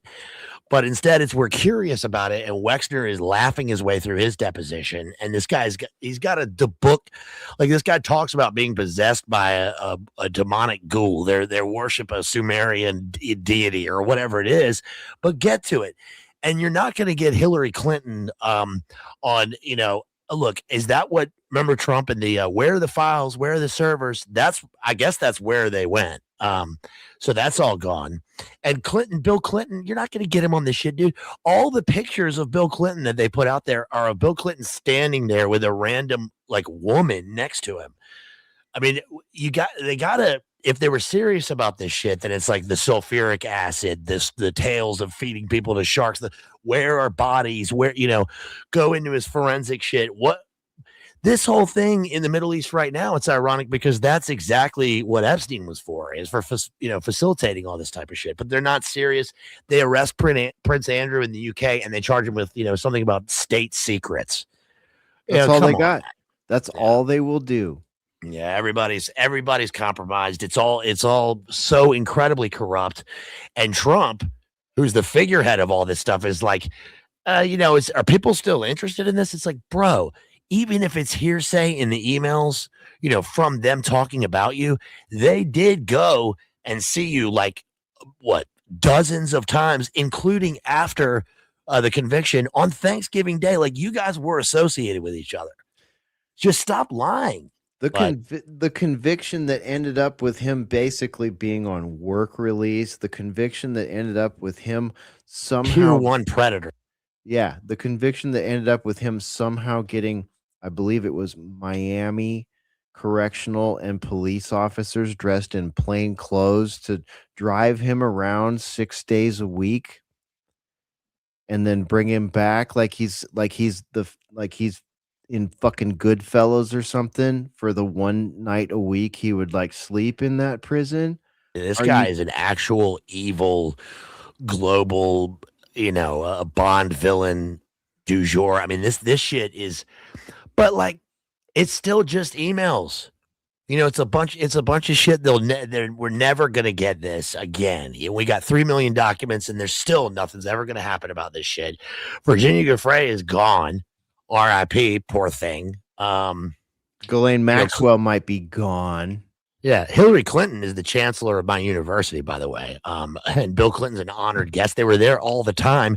These people are they're Clintons, It's like Larry Nichols. Leon Panetta was my university's guy. Leon Panetta, I'll just say this. Leon Panetta said that the night of the UBL operation, he said, I've never seen anything better. Outside the White House, they were chanting, USA, CIA. Best moment of my life. Okay, bro. Yeah, I just got to leave this image on the screen while people think about that for a moment here. Holy fucking shit. That's clearly a joke, by the way. In case you didn't catch it. That's fake. No, he does do that though a bunch of times in that interview. It's so appropriate though, man. It's so appropriate. It's like our reality is meme world. I've been thinking for a while, like, what do we move from clown world into? I realize now it's meme world. Like, all of the memes, all of the parodies, all of the satires have all become reality, which means I'm getting my fake alien invasion soon. We are all epic fail guy at this point. We are basically NPCs running around. Okay, let me just go a little deeper into this one here. That these women were giving plea deals as adults for trafficking minors. How much of that did they witness, et cetera? And so, I don't know that Secretary Clinton was all that honest about the context of this investigation. We asked extensively about intelligence ties, whether or not she felt that she was targeted as a result of possibly an intelligence gathering operation. And she was very curiously interested in that. And then also, you'll hear it in the response, but had told us to follow up with a few countries, one of which is our ally. So that's interesting. I think Which country? Miss Luna. Which one do you think she's referring to there? Our ally. Awesome. Oh my gosh.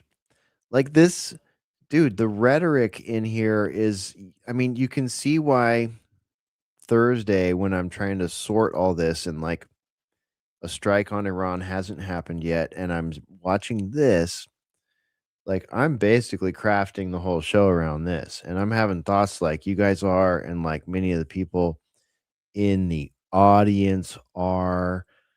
And, it's like, then they just attack Iran, right? Shelly in the chat, by the way, says they need to explain how Bill and Monica got hooked up together. Wasn't Monica Lewinsky? Was she a Mossad? Was she some sort of honeypot? It looks very, very likely there are people out there on the interwebs that are making very good arguments with receipts and examples. Of course, it's difficult to prove any of this, but yeah, there are a lot of How dare people out you. there saying that that was an Israeli Mossad honeypot. You know, the piece of evidence that did link him was a first edition copy of Walt Whitman's Leaves of Grass. Very literary. Funny how Weird. that works. Odd thing to give to her as a president. Funny Of all how books, but that whatever. works. Oh, look at that. Shout out to Joe Atwell in the chat there. Nice. All right, let me go back to these people. There's a couple comments I want to make sure we get on record here. Brought up a good point about the Clinton Foundation. There's so many examples in the evidence the Department of Justice released in correspondence where Epstein bragged about how involved he was initially in setting up the Clinton Global Initiative and the Clinton Foundation. We asked those questions to Secretary Clinton yesterday, and she kept saying, well, she was in the Senate at that time. She wasn't focused on it. You'll have to ask my husband. So a lot of the Clinton Global Initiative questions yesterday went unanswered because Ms. Clinton deferred to her husband. So we'll do one more question. Annie, go ahead. It's our understanding that you guys asked Secretary Clinton yesterday about. Hold on. Only one more question. Do I have this correct? Like that was 2 questions, and now so they're basically going to answer 3 questions from the media about a insane baby eating pedophile ring. Some people say controlled Larry by Nichols? Controlled by multiple intelligence agencies. The first time I saw Hillary, she was stuffing babies into the carcass of a pumpkin. Allegedly. Just say Allegedly. allegedly. Allegedly. Everything, and you're safe. Of course. So said that man who has passed away, the infamous Clinton Files guy. Yeah. R.I.P. I know this is a little allegedly. bit yeah, allegedly. I know it's a little bit painful, but let me finish this clip out. Photos of her husband in the Epstein files. What was her reaction when you showed various photos, for example, of her husband in the jacuzzi that we've seen? I'm going to let Miss Mace answer that. We're on TV. Okay, I'm not going to say anything. No, she didn't want to answer any questions about any of that and deferred most of those, if not all of those questions, to her husband, and he will be thoroughly asked about that today. What did he know? When did he know? What did he see? Because there are other people who've come forward publicly, like Kevin Spacey, who thought all of this was very strange and actually a very high risk for a president of the United States or former president. It's all very bizarre. But I asked her very pointed questions, and you'll see that in the transcript in the video that comes out, and you'll see how she responded. So why is there a transcript and a video forthcoming? Again, I mean, I hate to beat a dead horse here, but why is this forthcoming? It should have just been live. They're trying to get her on. Were you shocked by his infidelity and his trip? It's like, bro, what are you talking about, man? You're not going to get them on this. And your star witness, by the way, is Kevin Spacey. That's right. Awesome. This is a joke. Like Uber creep, Yeah. Kevin Spacey from Hollywood, who no one trusts anymore. Yeah. I know that, by the way, for a your fact. character witness or what? Yeah. Fuck out of here with your Kevin Spacey. I mean, is it, someone correct me if I'm wrong, but is it not just a few months since Kevin Creep Spacey has been cleared of like a lot of weird shit going on, particularly in the United Kingdom? He's making a comeback, bro. He said he'd be happy to play Jeff Stein in a movie of this series of events. He said, or that. Frank, what was his presidential character's name? Frank Underwood. Thank you. Yeah. What are they going to do? They're going to wheel in Harvey Weinstein next and be like, yeah, no, the Clintons are the shit. Dude, at this point, I got to say, hashtag free Harvey Weinstein. I thought I would be the last person in the world to fucking say it, but let's let this fucking guy go. He is Movies died nothing. with him gone. He is nothing compared to our president, his entire fucking cabinet, our AG, the foreign country that has captured our country. Like, even if the worst things they claim about Harvey Weinstein are real, those are nothing, fucking nothing compared to the genocide that our tax dollars have fucking caused in Ukraine and in Yemen and in Libya and in Iraq and in Afghanistan and in Palestine. All right? Nothing. Absolutely nothing. And frankly, shouts out to my my old co-host at today's News Talk, Timothy Shea, who was the first person that got me to like really like take a zoom out look at Harvey Weinstein and the evidence they have against him and realize that, oh, he's like another scapegoat for an He was the entire fall guy, yeah, he's for yeah, the exactly. psyop. He Yeah. is the epic fail guy meme for Hollywood. You can't tell me we don't have a major swamp in Hollywood, like maybe even bigger than we have in DC. And you want to pin it all on that guy, on those particular charges. I'm bringing this up because this is similar to what we're seeing with the people that are getting stitched up over Epstein, right? Like former Prince Andrew, right? They're going to say, "Oh, he did not do his he was fast and loose with state secrets as an ambassador for 10 years. Not he was eating babies, not he was drinking adrenochrome, not he was blackmailing the motherfucking universe." Based, what book do you have going there? This is a good book on this subject. It's called Easy Riders, Raging Bulls. It's about the making of the new Hollywood in the 70s and the rise of the auteur filmmakers, Coppola, George Lucas, Spielberg, Dennis Hopper. And basically my takeaway from this book is these are sick people. They thought they were the shit.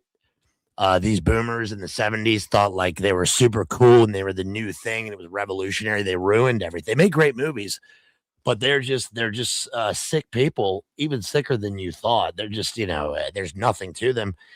And this, eventually, it was Weinstein in the 90s with Miramax. Got to hand it to him. I mean, he put out some bangers, and when he was gone, Hollywood really did fall. That's not an argument for Weinstein. I'm just saying there seems to be some sort of correlation. I think that whole thing was a limited hangout because of an open secret that was happening at the time with the darker things in Hollywood. And like you said, I think Weinstein was the patsy for all that stuff. And I don't know, man. Kevin Spacey was the artistic director of the old Vic, where I was at drama school in the early 2000s. And he was a creep. He offered one of my friends a film role if he did certain things. My friend said, "Fuck off." And he never worked as an actor. And, but he was a creep and all that, but everybody knew it. And, it was adults.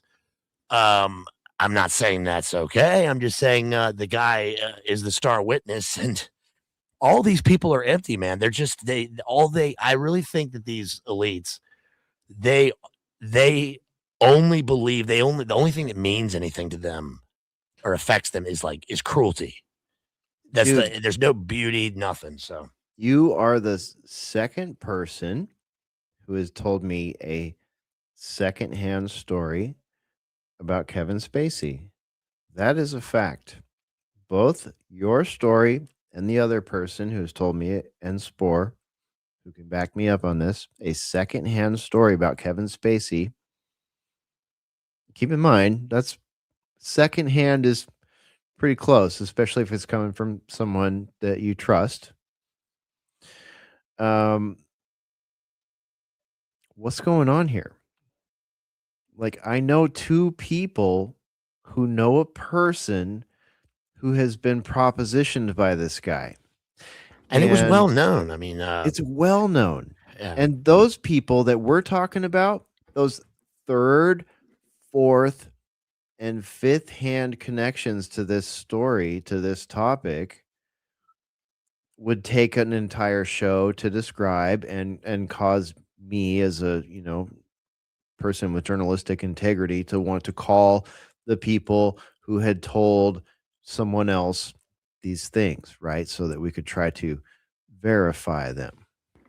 But honestly, Hesher, like the But Kevin do we need Spacey to thing, at this point, right? yeah, the actors and the Kevin Spacey stuff. I mean, that seems to be like some sort of candy for the other guests. And when you have princes and kings and generals and all these people, and you have the literal king of England and his brother is in photos, as some sort of like Bundy character, and his uncle Mountbatten turns out to have also been allegedly a just an absolute ghoul.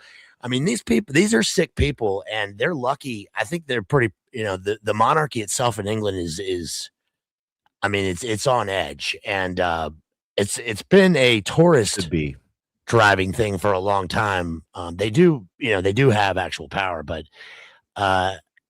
England is already cooked. Europe is totally broken, and we're not doing anything about this shit. So I don't know, the actor thing. I mean, it's like, of course they're going to be like that. Of course, Spacey is like that. Yeah, this is You like know, he's an actor. I mean, this is like Boiler Room 101. I mean, no. Amanda's totally right here. I know a guy who knows a guy. That's right. We're like Barbara Streisand. We're people that know people. He's like, look, I'm gay. And everybody's like, we knew that, dude. And then Seeker Janie says, Jay Dyer's esoteric Hollywood books are well worth a read. Yes, they absolutely are, as are Runes. And, a lot of the books out there that our colleagues put out. Look at that shit right there. Boom. There it is. You can get it at Amazon. And you can get the new version with the bigger text, which that's right. I Second need. edition. I need as an Xer. I need that big text, man. I need that text. And y'all can buy my book on Amazon in the future after I've written it. That's right. We're working those. Oh yeah, dude. But yeah, it's interesting because a lot of these topics were like early Boiler Room topics, early topics on, some of our colleagues' channels and blogs and stuff back in the day. And it's really weird there you go. There's your copy. Ruckus and I were just cleaning out the garage the other day. We found Spore and I's copies. We got signed copies. I bet yours is signed too. I need a signed copy of Runes, man. Look at that. Boom. Yeah, and of course, Jay dipped into Esoteric Hollywood 3. What's up, Awake Jake? Thank you. Yes, Esoteric Hollywood 3 is the newest in the series. And there's a good chance Jay and or Jamie will be here with us in the Boiler Room in the next week or so. We shall see how things shake out. Everybody should watch your recent Jamie appearance on her channel. And I will be with her this week covering Frankenstein, a classic Frankenstein. Oh, dude, your take on Frankenstein is so epic too. Like that, and with Jamie like leading the conversation, that's going to be super fun. So yeah, and then on the 11th, I think the second part of her and I's episode is premiering. The first part is out there. It's called Internet Hate Machine over on Out of This World. Dude, that was an awesome stream. That was fun. V for Vendetta. Man.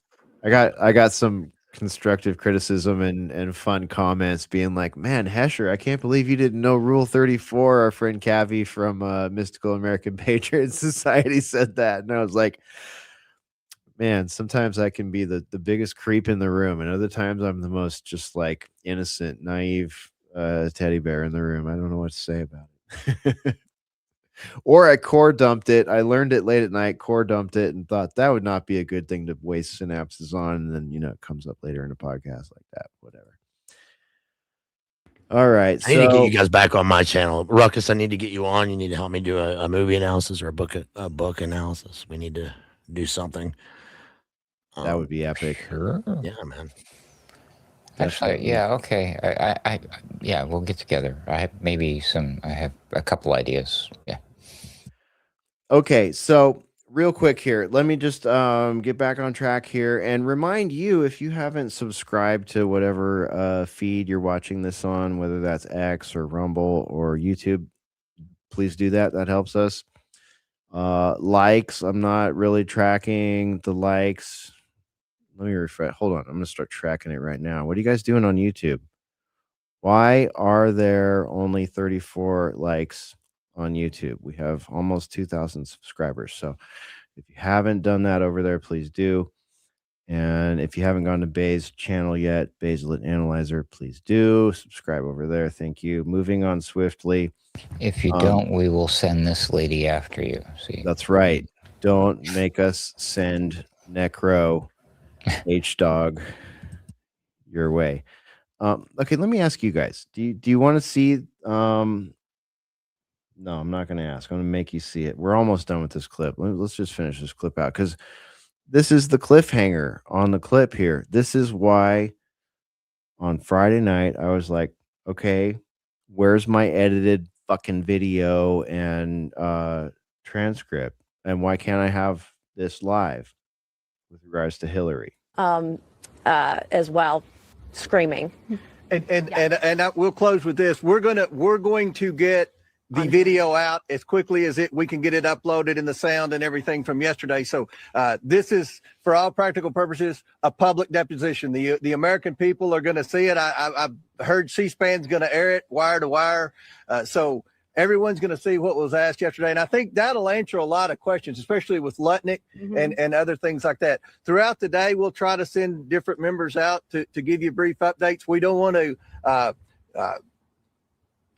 disclose what's going on in the deposition specifically until after at the conclusion, but we'll keep you updated, and we appreciate everyone being here and look forward to updating you throughout the day. Ms. Mace, what do you mean that Hillary Clinton was screaming? She was unhinged, and I hope that President Clinton is less unhinged today than his wife was yesterday. You'll see it. Why do you think she had a relationship with Mr. Epstein? Say again? Why do you think she had a relationship with Mr. Epstein? Well, he was basically instrumental, per his words, and I think you'll find out from Clinton probably today in sending up the Clinton Global Initiative. President Trump said that he was bothered by Bill Clinton coming in. The biggest thing is we need transparency, accountability, and we need justice for the victims.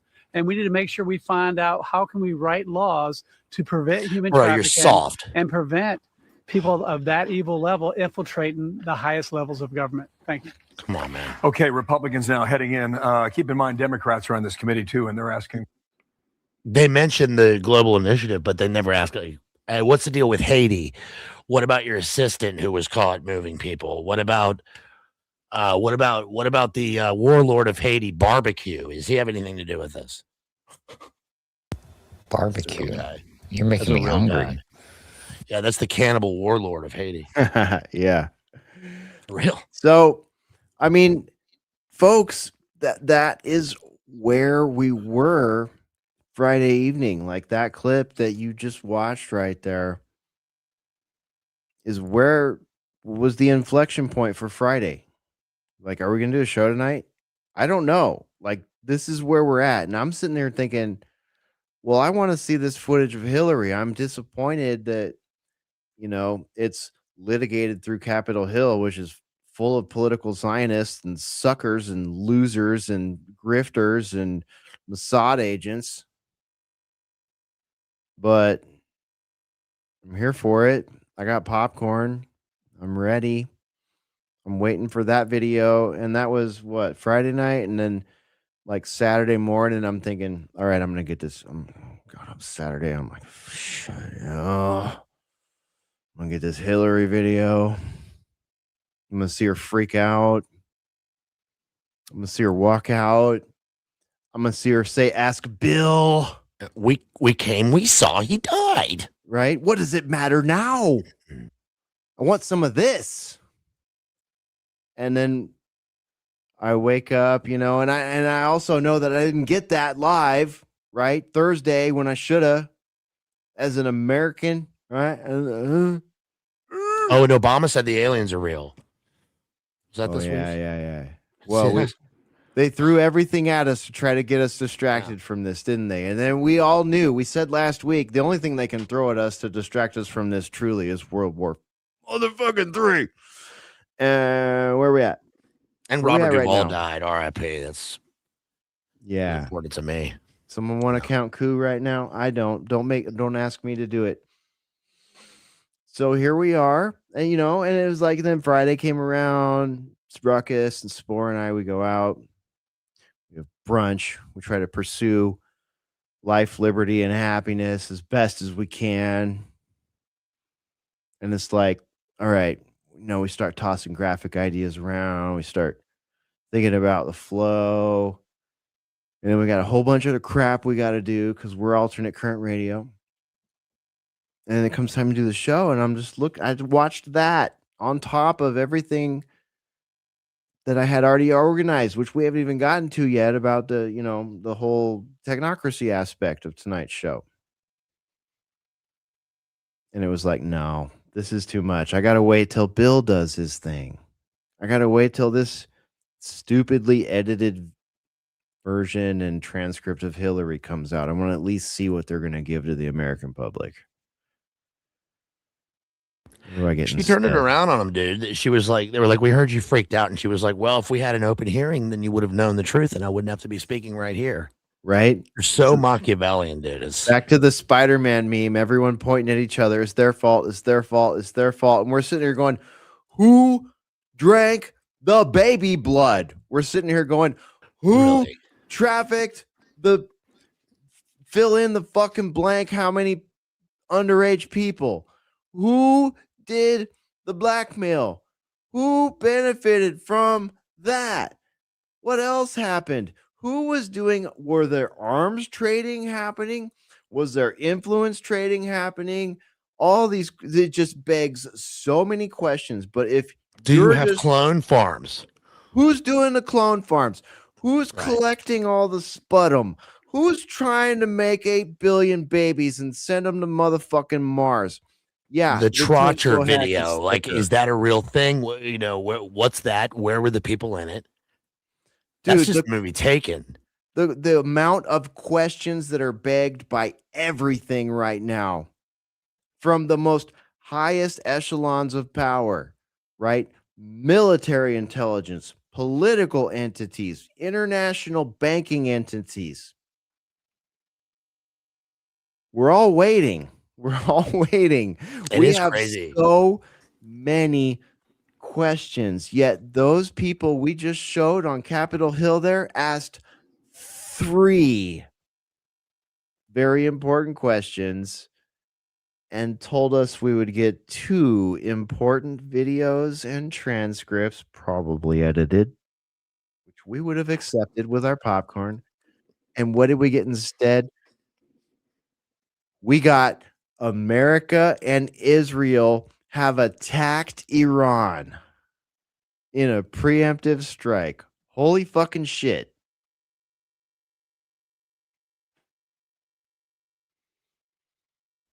This is America. This is the 21st century. This is your government. A creepy Mossad agent with and Elon. Creepy fucking right. Elon's like, they need to release the files, and then it turns out he's like, it's Christmas Day. Hey, can I come and do some wacky things with you guys on the island? I mean, I heard you guys get up to some stuff. And he's like, they don't even want that guy there. They're like, nah. Right. We're thinking about shutting the whole island down now that you've asked us 7 times if you could come. Right. Dude. Okay. All right. You guys can jump in at this point if you need to. But let me quickly point out that Dubai, I guess flights to Dubai are a little suspended right now or something. People having a hard time getting out of Dubai. You can look that up on the interwebs if you want. Pretty interesting. Looking at the lines of, if you've ever had a bad airport day and you want to commiserate about that or feel better by seeing someone else have a worse airport day, look up Dubai airport today. Dubai, more like do stay. Yeah, dude. Not going anywhere. Do stay. You may have no other option. Dubai CEO resigns after released emails showed Epstein thanking him for a torture video. So Sultan Great. Ahmed. So he resigned from his job. Yeah, mega CEO. Okay.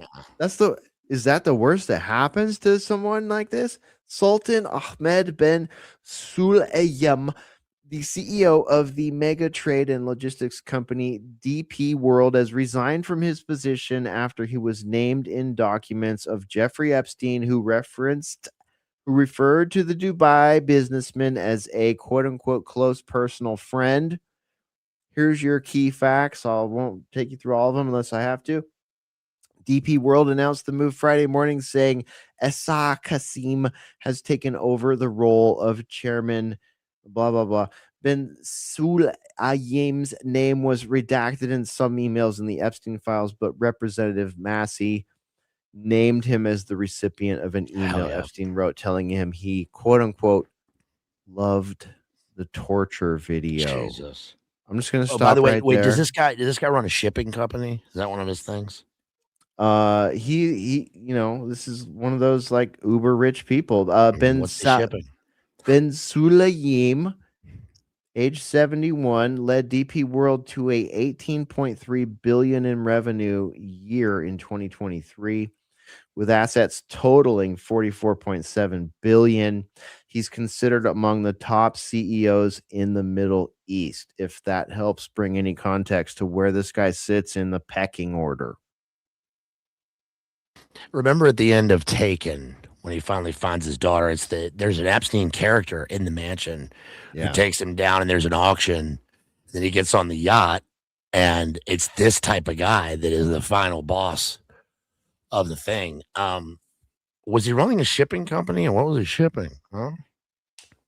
Who was he shipping? $18.3 billion in revenue in 1 year. That's pretty crazy, man. And there's connections to Canada, a Quebec pension fund, La Cassier, which paused its partnership with DP World. I mean, you can just tell just from scratching the surface on this that this is a grifting, money laundering, criminal intelligence asset enterprise.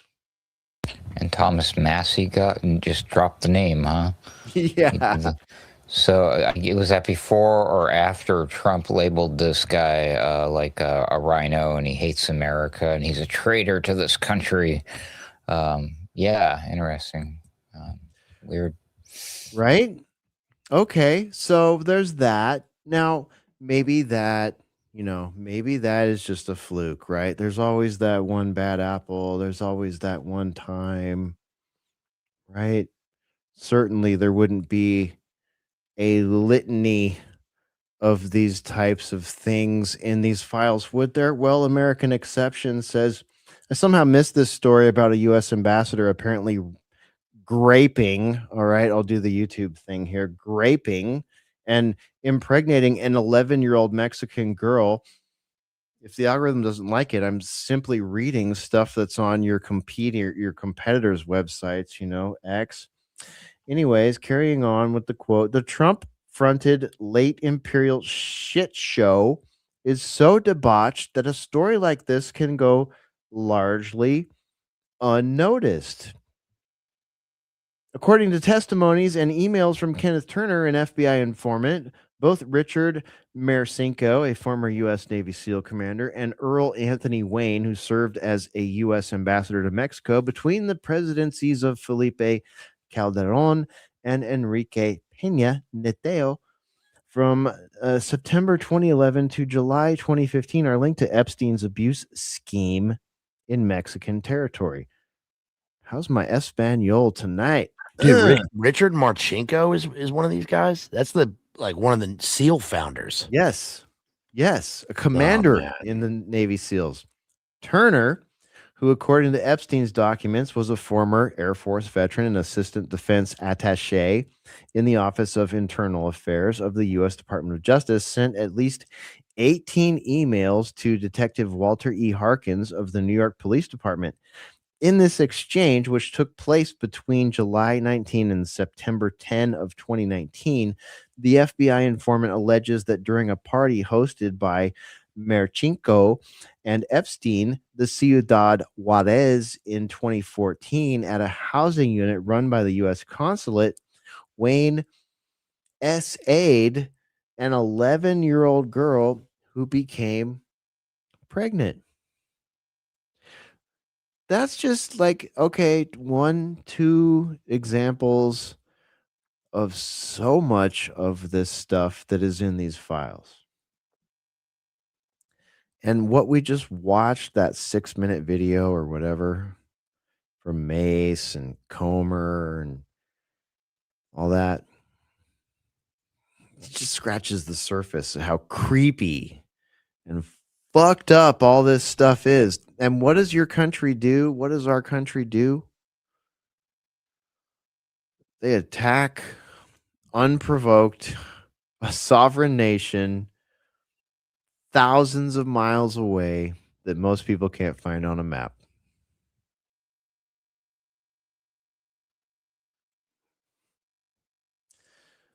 I mean, I have more stories like the one I just read you guys to like litigate and all that stuff. But it's unnecessary. It's like a torrent.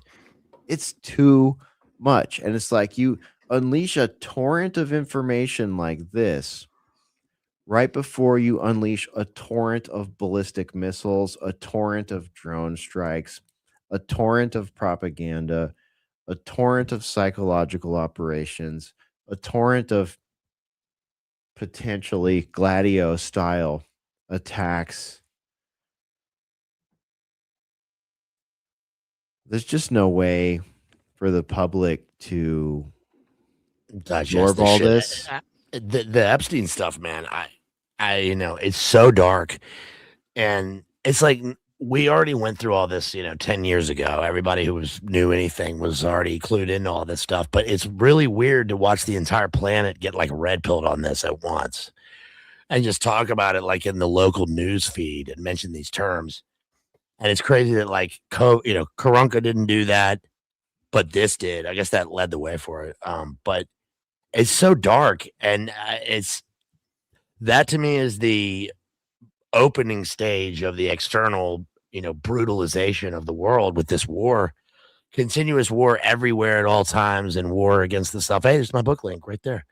Thank you guys. Appreciate it. Buy my book, Runes. It's doing quite well. And thank you. And the book, by the way, is about warfare from different eras. So it's a sort of attempted a truthful, subjective look at pretty harsh eras of violence throughout history. So please buy it. It's not your usual. And we might be entering a new one that we've never seen before. Like, speaking of, harsh and violent eras of history, we're on the brink of one. We're more than on the brink of one. We've just been pushed off the ledge of one. We don't know what's going to happen right now. The backlash to what has been done in totality.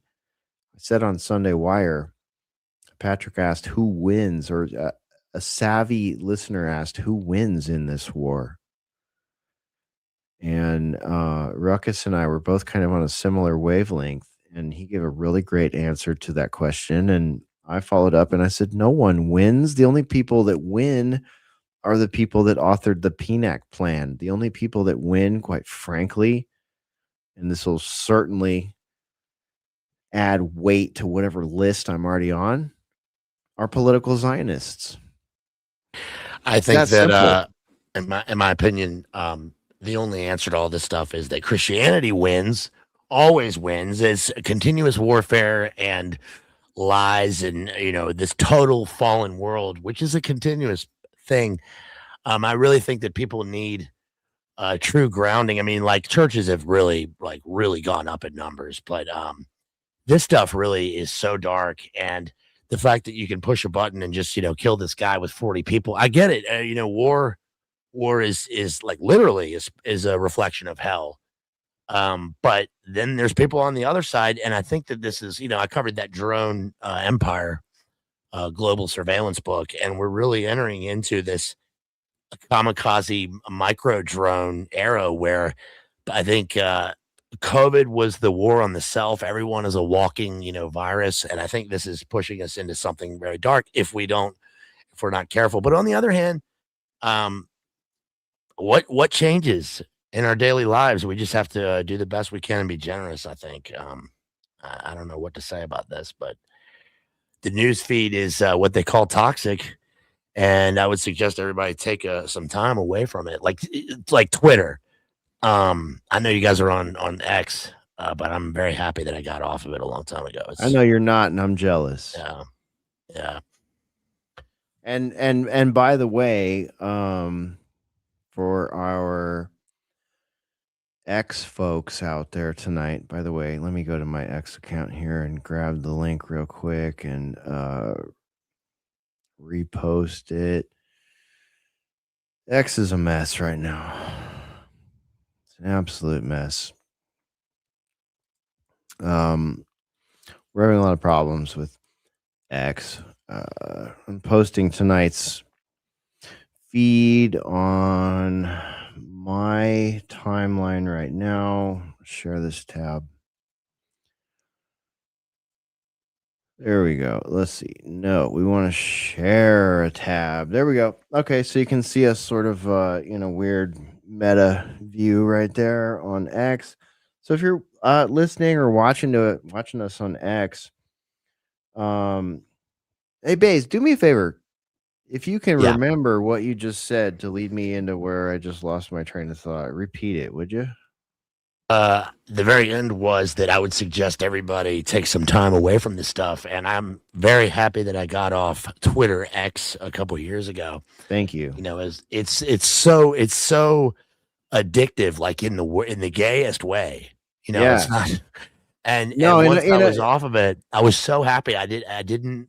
You know, I just didn't miss it. You're not missing anything. You gotta. This stuff just continues. And when you come to a point where it's like, oh, I didn't even know that was happening. It's like, I mean, yeah, but I was with my family. We were, we're enjoying life. So yeah. Okay. I remember what I was going to say now. Thank you. Number one, I would like to say, rest in cybernetic peace, mystical Pharaoh on X. Our homeboy Mystical Pharaoh has left the building on X. So if you're a follower of us here in the boiler room individually, Mystical Pharaoh has left the building. And I don't think any of us blame him. I think, and same for you, Baze, like, kind of low key jealous of you not being on there. And it's funny you bring that up tonight, because even before the show we were doing promo and stuff, and I asked Ruckus, I was like, Baze isn't on X, right? And he was like, yeah, no, of course not. I was like, oh yeah, okay. And then we said, well, let's hashtag homie.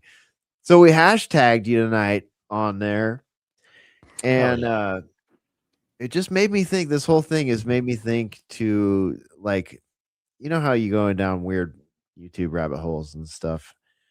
This week, something that grabbed my attention was a guy who took a Apple iWatch Ultra, and he 3D printed like a little like brick, right? Like a little receptacle for the iWatch. And he said, you know what?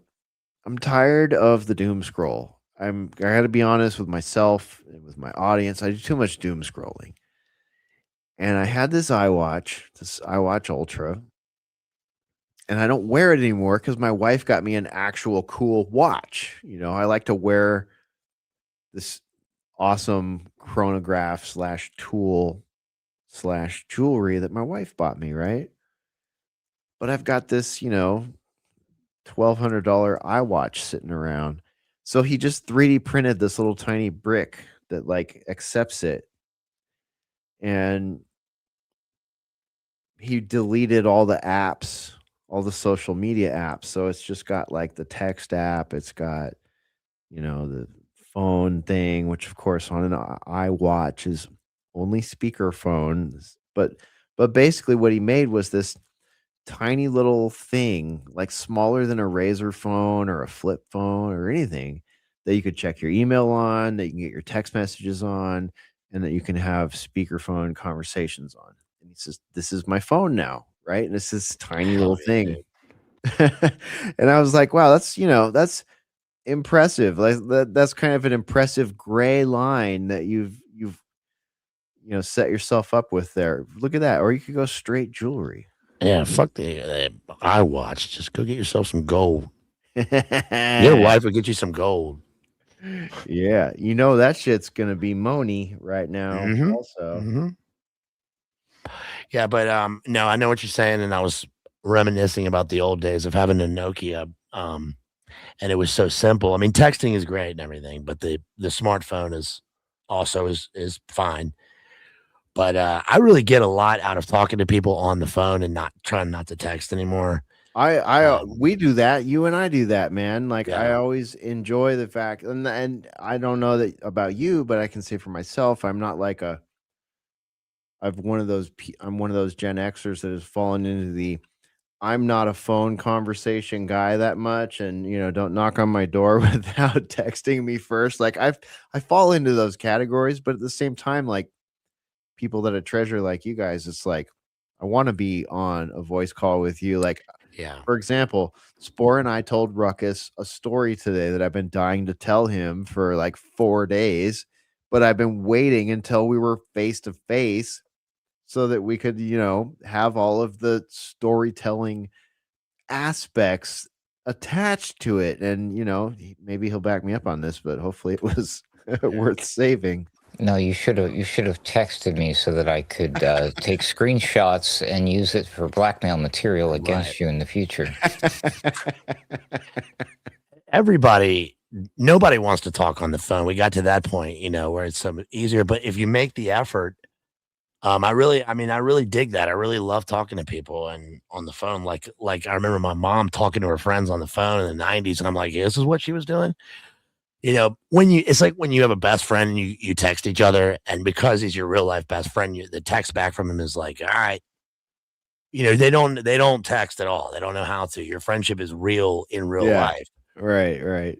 So I think talking on the phone is like I called Rachel today right after Rogan, we talked about it for a good while, and that's And people we yeah, send they each wanna other like we kind of like some of us we have these like weird symbiotic relationships where it's like, oh, I just saw Baze post on this app, I'm gonna send him a DM over there, I'm gonna put a heart on this one over here, I'm following him over there. This is why we need you guys to like do the stupid shit and like subscribe and follow the show and all that stuff, because it's like this is actually, as much as we hate technocracy, how we keep in touch with each other as well. And there's a number of like audio, like it, Baze, correct me if I'm wrong here, but we'll send each other audio recordings too, or like videos and shit like that, and just be like pictures of studio progress, like Yes. stereo pics.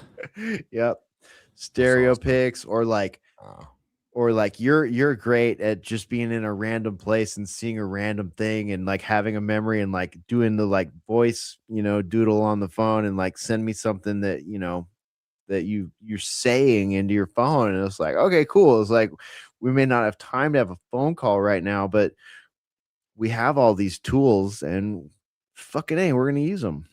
People want to know that you're thinking of them, in life, and not just like when things are great. So, I just think that's important. How nice is it when someone reaches out of nowhere and they're like, yeah, man, what's up? I just thought of you. Yeah, dude. I mean, that's the stuff of life. So, Yeah.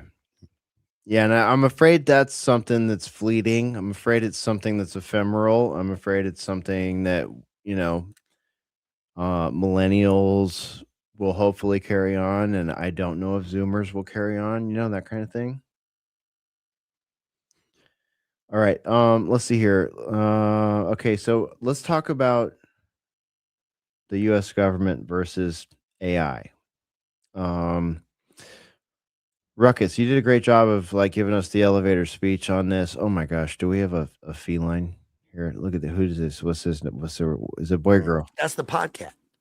The podcast. Yeah, she's her name's Hesty. She's got yes. She's polydactyl, 6 toes. Nice. All right. Okay, yeah. So if you haven't yet, please again like, subscribe, comment, or live comment. We appreciate all that stuff. We're live tonight on X, reposted at Hesher Media, reposted at AC_wordslinger, and alternatecurrentradio.com, Rumble, and YouTube. So let's talk real quick here. Ruckus, earlier today we talked about this whole thing going on with Anthropic, who make Claude. and the whole US government versus Anthropic, why that came about, it has to do a little bit with the operation in Venezuela. It also, as it turns out, has to do with the US strikes in the Middle East. We're seeing reports having used Anthropic's Claude despite the Trump ban announced earlier. Maybe you can give us the elevator speech on where we're at, or at least where we were at before we launched the live show. This segment has been sponsored by OpenAI. Ditch Anthropic and get OpenAI. Screw We Grok. even It's all have about an app ChatGPT. to I'm help just you, a kidding. prompt to help you move all your stuff you've taught ChatGPT to Claude. Okay, like this is getting wild, dude. Anthropic, screw them. They had the audacity, if you can believe this, ladies and gentlemen. How dare they? They told the United States military, I can't believe these jerkwads. Anthropic, the company, told the United States military, hey, U.S. military, we don't want you to use our software or modify it in any way that allows you to surveil United States citizens. Jerks. On top of that, I mean, if that wasn't bad enough, they also said, oh, by the way, you also aren't allowed to use our stuff to autonomously kill people. So no putting it in the autonomous weapon killing decision-making thing. Obviously being sarcastic, but that's what they said. And Pete Hegseth was like, well, literally, he was like, how dare you? Ain't no hippie Silicon Valley crunchy granola company going to tell us what to do with our weapons. Basically, that's what he said, right? I mean, so that's basically where we're at right now. And then, of course, OpenAI and Elon Musk, everybody else in the AI business said, well, hey, hey, we got no problem with you. You want to go, hey, yeah, you want to spy on people? You want to kill people? Go for it. Because it's just these people are all about the money, which is interesting because a strange side effect was that Claude all of a sudden got insanely popular with the normies. They're like, oh, yeah, these are the good tech bros. This is good technocracy. They're standing up for.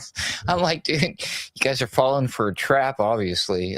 Great marketing ploy on Claude's part because they were in some hot water in case you missed it before all this happened.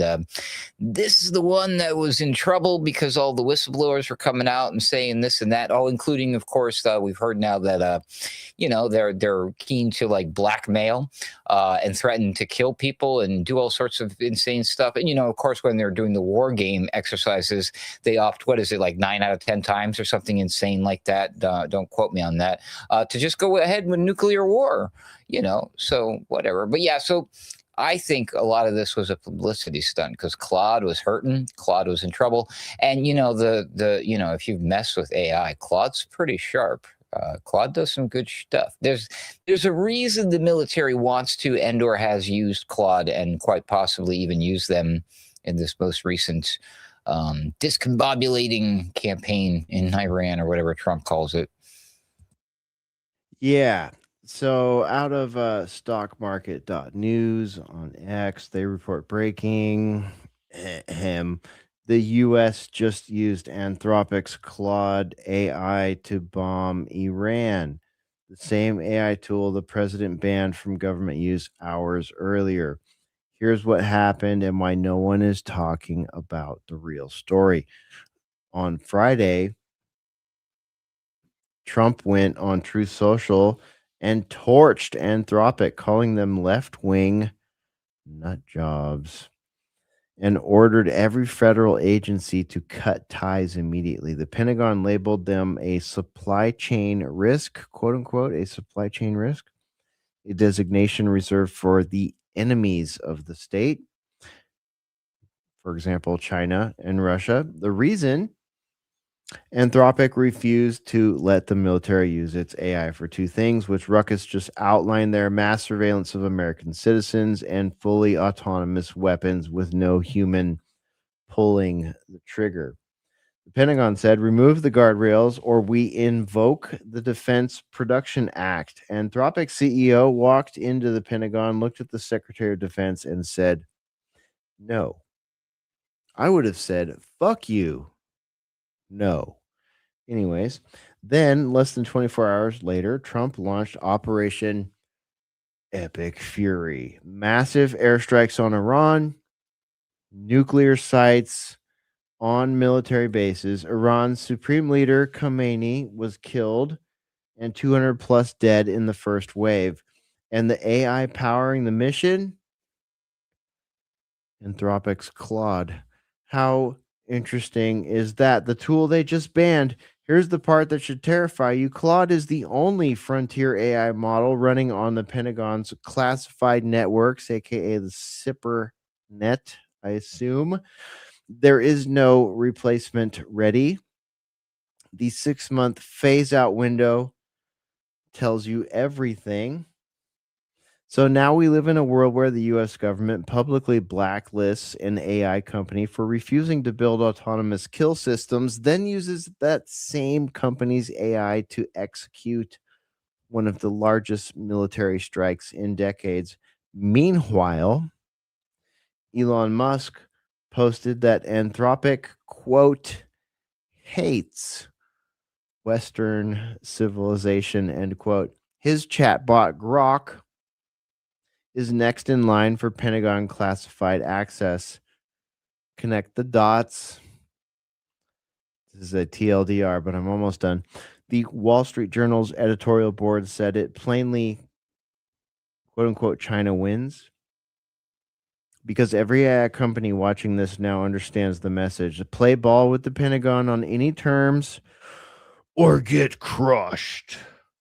A King's College London study found that AI models like Claude are far more likely than humans to recommend nuclear strikes in wartime simulations. Shall we play a game? Love to. How about global thermonuclear war? How about not Globo? Hello, Dr. Falcon. How about we not do Globo thermonuclear war? It's 2026. I bet you don't remember the name of the supercomputer in that movie. Don't get us. It's called the Whopper. Yeah, don't get us confused with HAL 9000 there. Yeah, War Games came out in 1983. This came up on Sunday Wire earlier today. There's some graphics for you. Take us to DEFCON 5. Dude, 1983. What year comes out after 1983? Oh yeah. 84. How Orwellian that in the year before 1984 we got that clip in War Games. That's a great movie. I taught it in a film analysis class. It's wonderful. Ruckus was actually wearing his War Games t-shirt the other day when we were hanging out, and I was like, man, this is getting wild. And then Patrick today on Sunday Wire says, what did he say, Ruckus? Do you remember how he phrased that? It was like right up the War Game alley. Yeah, I don't remember, but he brought it up, about the nuclear exercise thing. To paraphrase, he said basically that, like, if you're going to let AI get involved in wargaming, it inevitably decides to nuke somebody. Well, the only way to win is not to play, right? Tic-tac-toe, chess, global thermonuclear war, biological chemical warfare. And he's an early hacker. And why is that? I'll set your answer up for this, Base. Why is that? Because once one thermonuclear warhead intercontinental ballistic missile is launched, what happens next? You get total warfare, all Atlas systems launch. Of course, it's all cloaked, but yeah, that's an awesome movie. He's I think that movie mentions NSA. It was filmed in Cheyenne Mountain. And what was the other thing in the movie? It's John Nash basically. It's wargaming. So it's a John Nash, early John Nash war game system, kind of like that Legend of Polybius. Remember the video game, the first video game they used in warfare simulation. It's all game. The dude, the ultra computer guy, Alan Turing, he was just a gamer. They're all game. It's all gamers, cracking codes and puzzles. And just like CIA kind of mirrors CIA. Why do they do this thing? It's for funsies. That's what that's their conclusion every time. They did all this shit for fun. It was fun to, as they say, raise merry hell. But the problem with these nerds, as Isaac Weishaupt calls them, is that they want to kill us all and take the numbers down to zero. And they have no morals. That's right. Yeah. They have anti-morals. And that's the same ethos. That's the same bullshit we see from the tech bros. That's the same bullshit we see from the Burning Man crowd. They have fungible, ephemeral, Gumby-like morals. It's the plot of GoldenEye.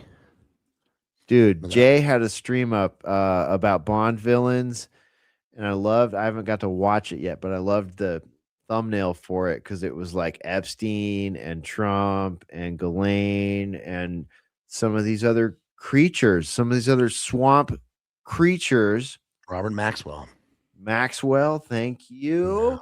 Holy crap, dude. How are these people that we just mentioned are Bond villains? I mean, these are the kleptocrats. These are the lowest of the low. These are, quite frankly, I got to be careful about how I say these things. Some people say subhuman motherfucking demons.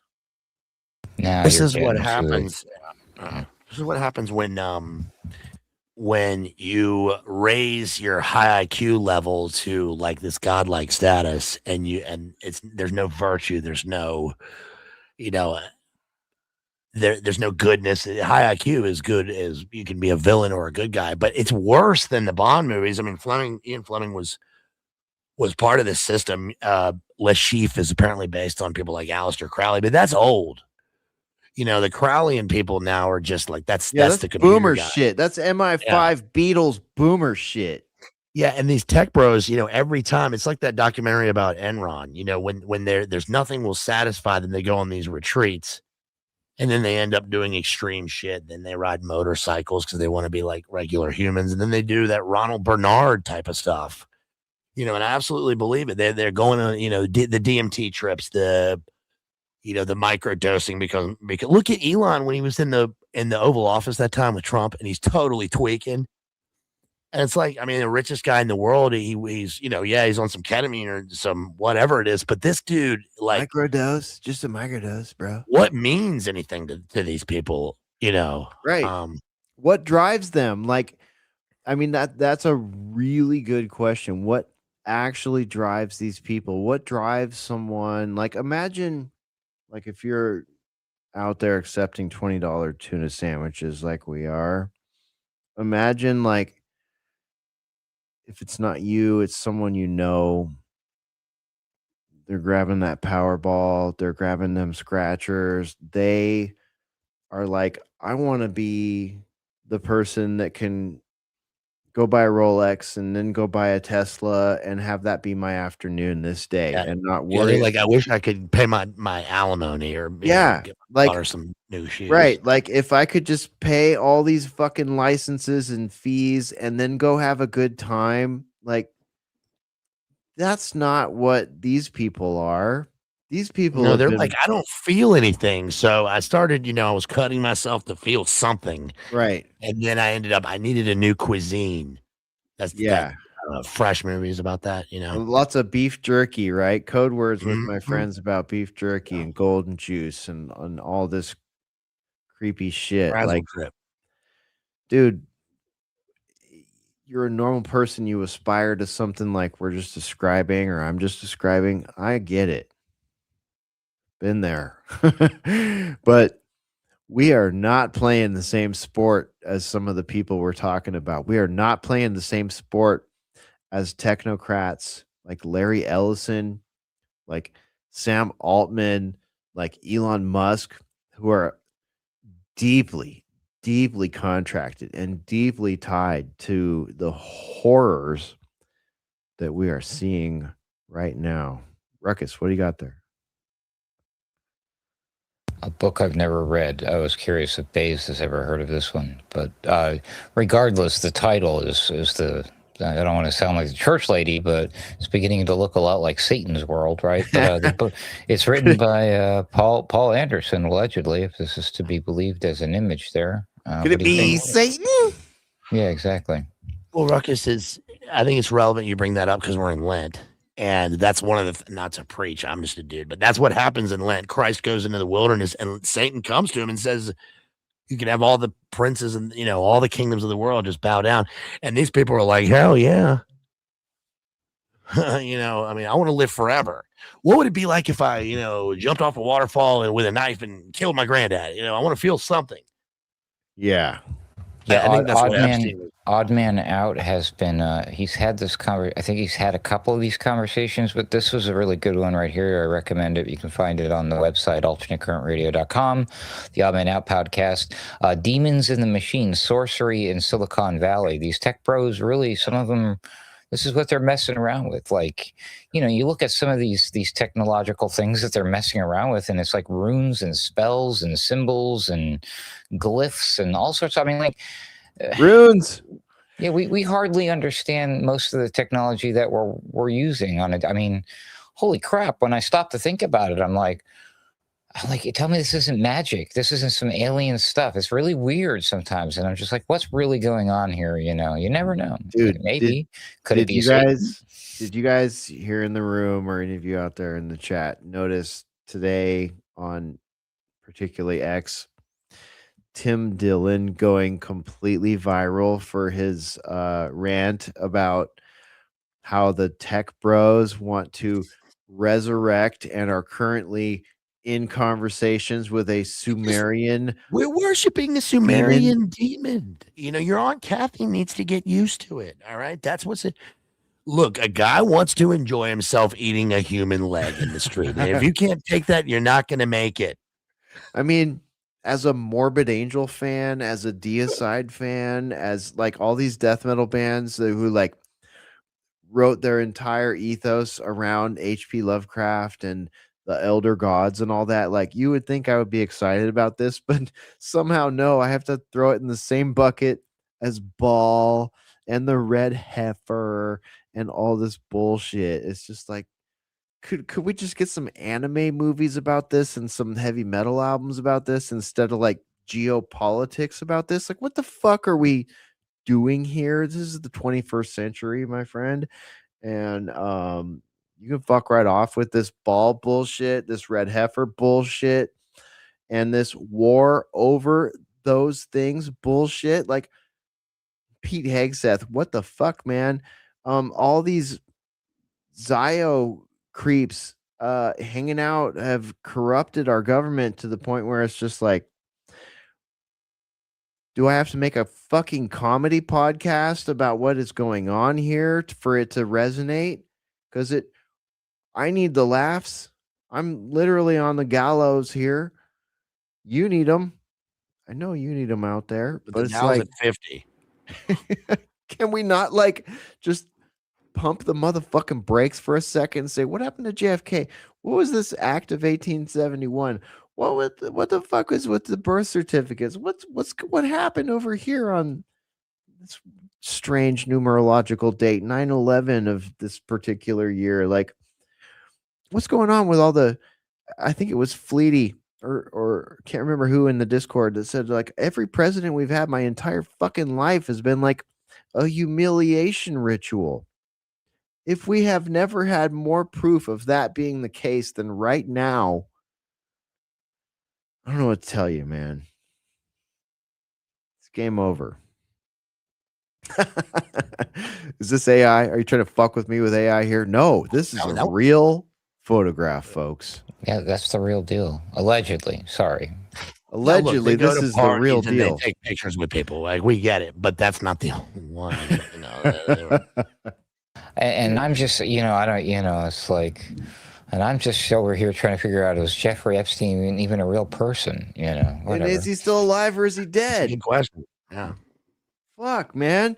We have so many fundamental questions here in the boiler room that remain unanswered. And what are we served with? What are we forced to tell you what we're dealing with here tonight? You got it. full on 1930s, 1940s propaganda level, World War level bullshit on top of some 6-ply aluminum foil hats for you, all to digest in the span of we just hit 3 hours and 10 minutes. I have to let you guys go soon here, so let me go around the room real quick and I'll try to get us into the wind down mode here. What do you think, Baze? Where are we at, man?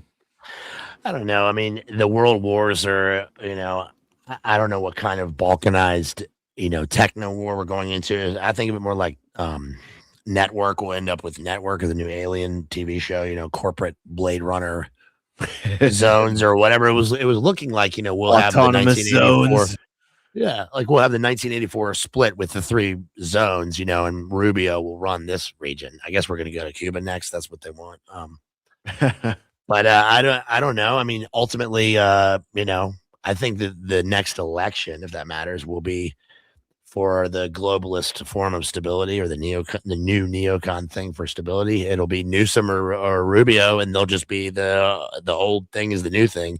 Or Vance, right? What about Vance? I mean, I don't think Vance is Vance. Yeah, I think Vance is there and he's accomplished what he was there to do, which is the Palantir, all the stuff you guys were just talking about. That's implemented now. I mean, this guy's memed into outer space. So Rubio's a soldier. That's his reward.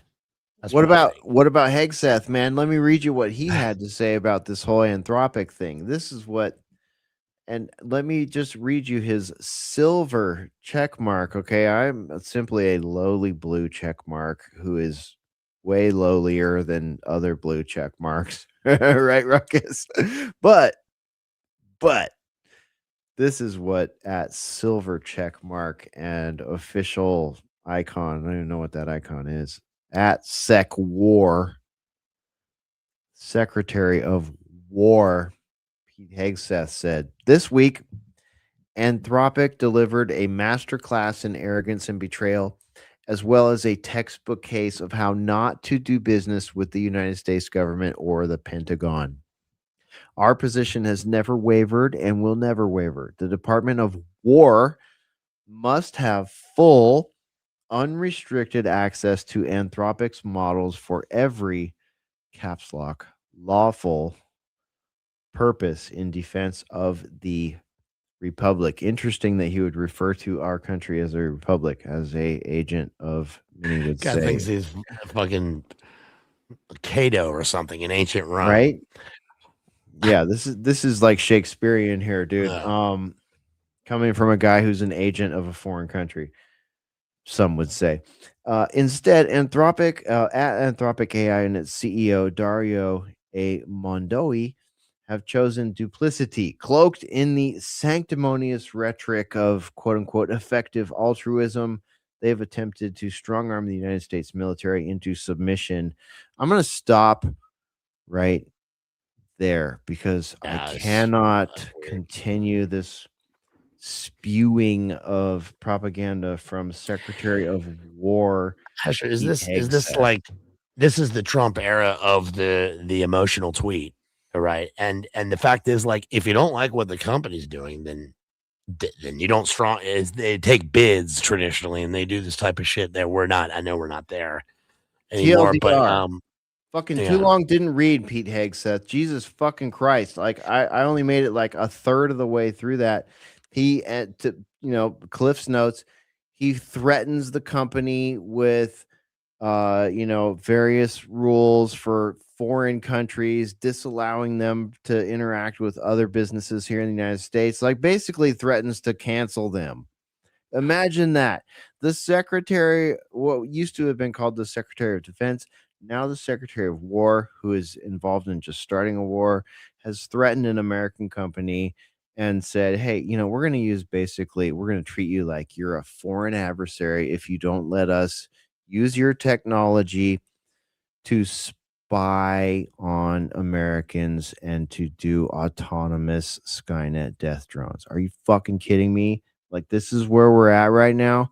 Like, this was the alternative to Kamala fucking Harris, who would have been a nightmare too. Where's Tulsi Gabbard? Tulsi's happened to all her? on Is she board. around? I have video of Tulsi. I don't even want to show it to you, dude. I'll just tell you right now. Tulsi is 100% on board with all this. She should be fucking resigning her position right now. Tulsi Gabbard, we're talking to you. If I don't speak for anyone here in the boiler room, they can raise their fucking hand and I'll give them the mic. Even any of you in the audience, you don't agree with me. Tulsi, you should fucking resign in protest. This is hideous.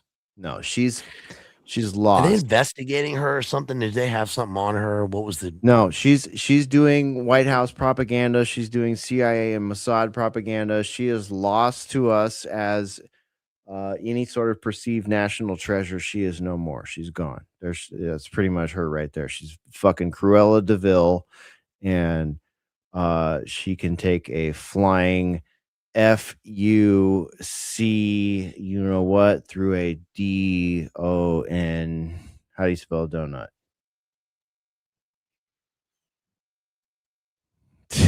I don't know what else to say Great about question. that, man.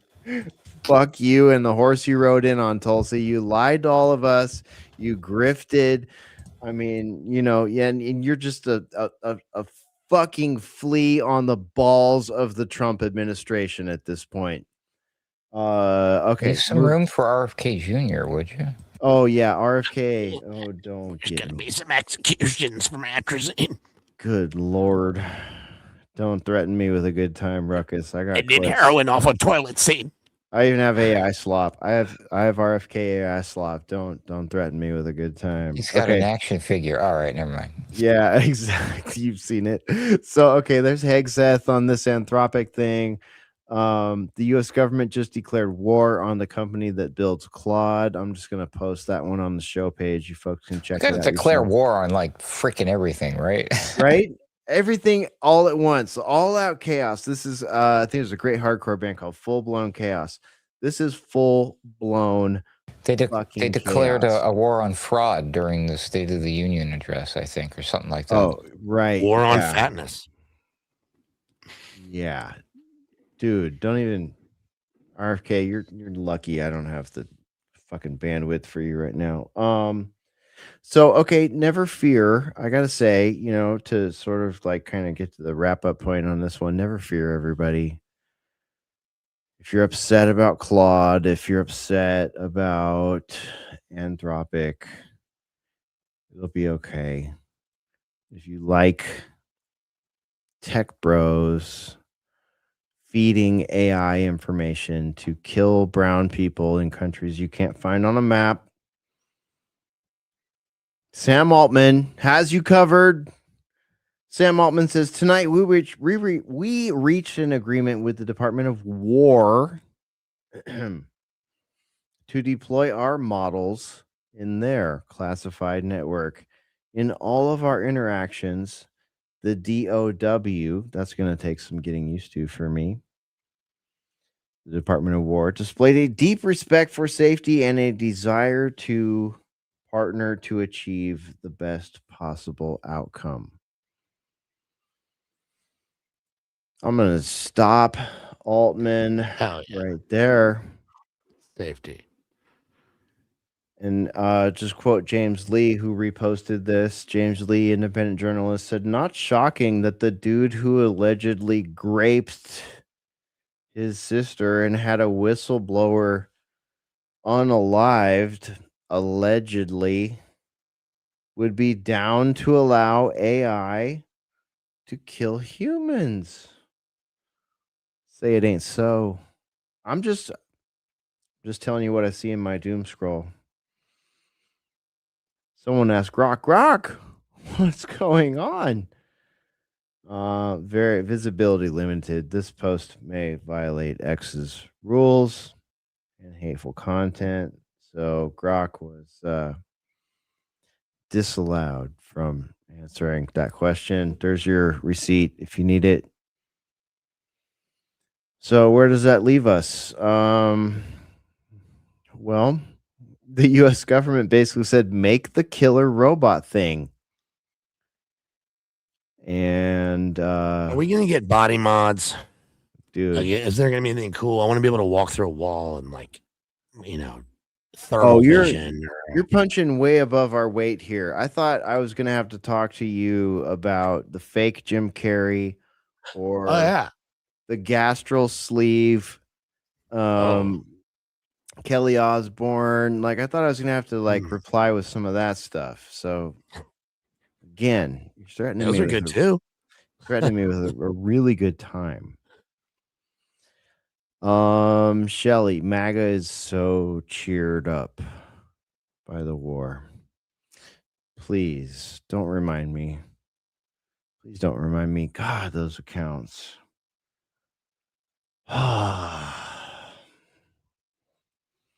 So Sam Altman will happily deploy his AI in theaters of war, imperialism, and surveillance. If those fucking traitors at Anthropic won't. And Bazed, here's one that I set aside just for you.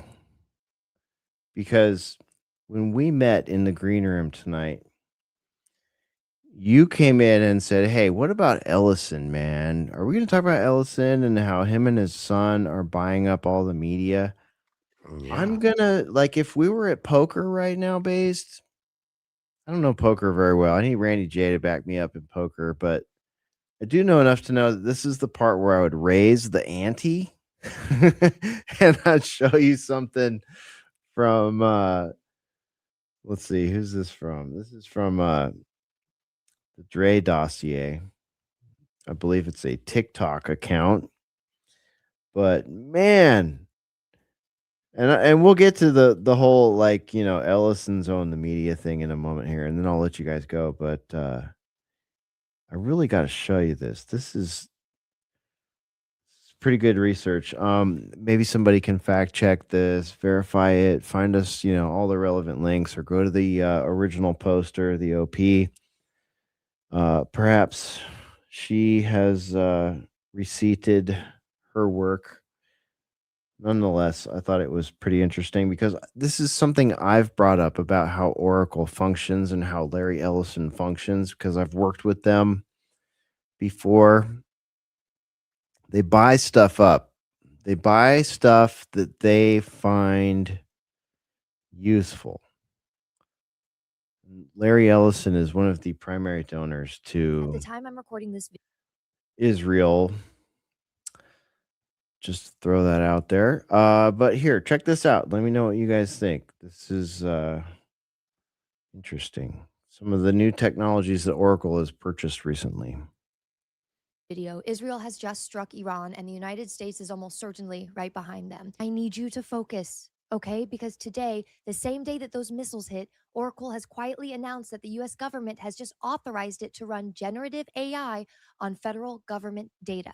Your data and my data. The contract is titled FedRAMP High with a DISA impact level of 5. That means that Oracle can now run artificial intelligence, meaning pattern recognition, automated analysis, and decision-making tools on the Department of Defense mission data, on classified intelligence systems, and on your Medicare record. And that announcement went up on Oracle's blog the same day that every newsroom in America was pointed at Tehran. Now, I don't want to tell you what to think about all of that, but I will tell you this. The last time we went to war with the Middle East, Larry Ellison used all of the chaos to lock down the UK's entire government data infrastructure because the British are still fighting these surveillance apparatuses and digital IDs that came out of it to this day. And he's doing it again.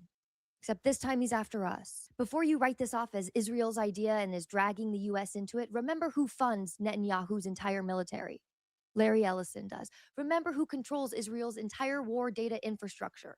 Larry Ellison. And Larry Ellison is in the middle of closing a lot of deals right now, and Congress is about to be too busy with a war to stop any of this. So we have to stay focused. Because I don't know about you, but I'm not about to live in some Orwellian surveillance future without putting up a fight first. And while everybody's making the media monopoly case about this, which is a case I've made myself, I think the more consequential angle here is the data acquisition angle. And we need to get very real very quickly about what it means to have Oracle sitting beneath American media, American healthcare, American defense infrastructure all simultaneously, and what Larry Ellison has already shown you what he wants to do with that kind of position. And because I'm getting tired of just talking about a lot of problems without a lot of solutions, I've written a full report on this, a policy brief with over 45 citations that I'm going to be sending to Congress. And we're going to get more into that at the end. That's going to be linked on my Substack, the Dre Dossier, so that you guys can see and follow along if you'd like with what we're about to discuss. Who is this?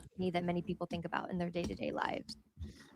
So this is the Dre Dossier on TikTok.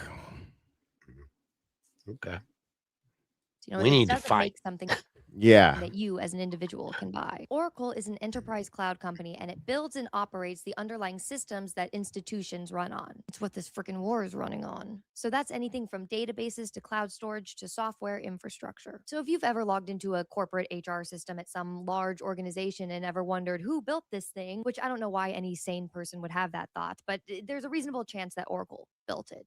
That's the point I'm trying to make. Also, You didn't build that. what matters is that Oracle's first customer was the CIA, and I go into all of that in depth in another video, which I recommend you checking out. But the TLDR is that the company literally got its name from the CIA database project from 1977, just to give you an idea of where we're starting here. And what Larry Ellison has done when he's been in that position, when he has the chance with all of that power, is the reason that this new merger with Paramount Pictures and Warner Brothers Discovery should scare you. Because between 2014 and 2024, Oracle had quietly assembled one of the most powerful data collection operations in the entire world. And this was all done through a very clever series of acquisitions that most people have never heard of, and each one did something very specific. So this is the part I've been talking about for years here and trying to make this point. Like, this company, they buy individual tools, small tools. They sound like they're not a big deal, but listen to this. first, he bought Blue Kai, and Blue Kai embedded invisible tracking pixels on websites, and one by one, a pixel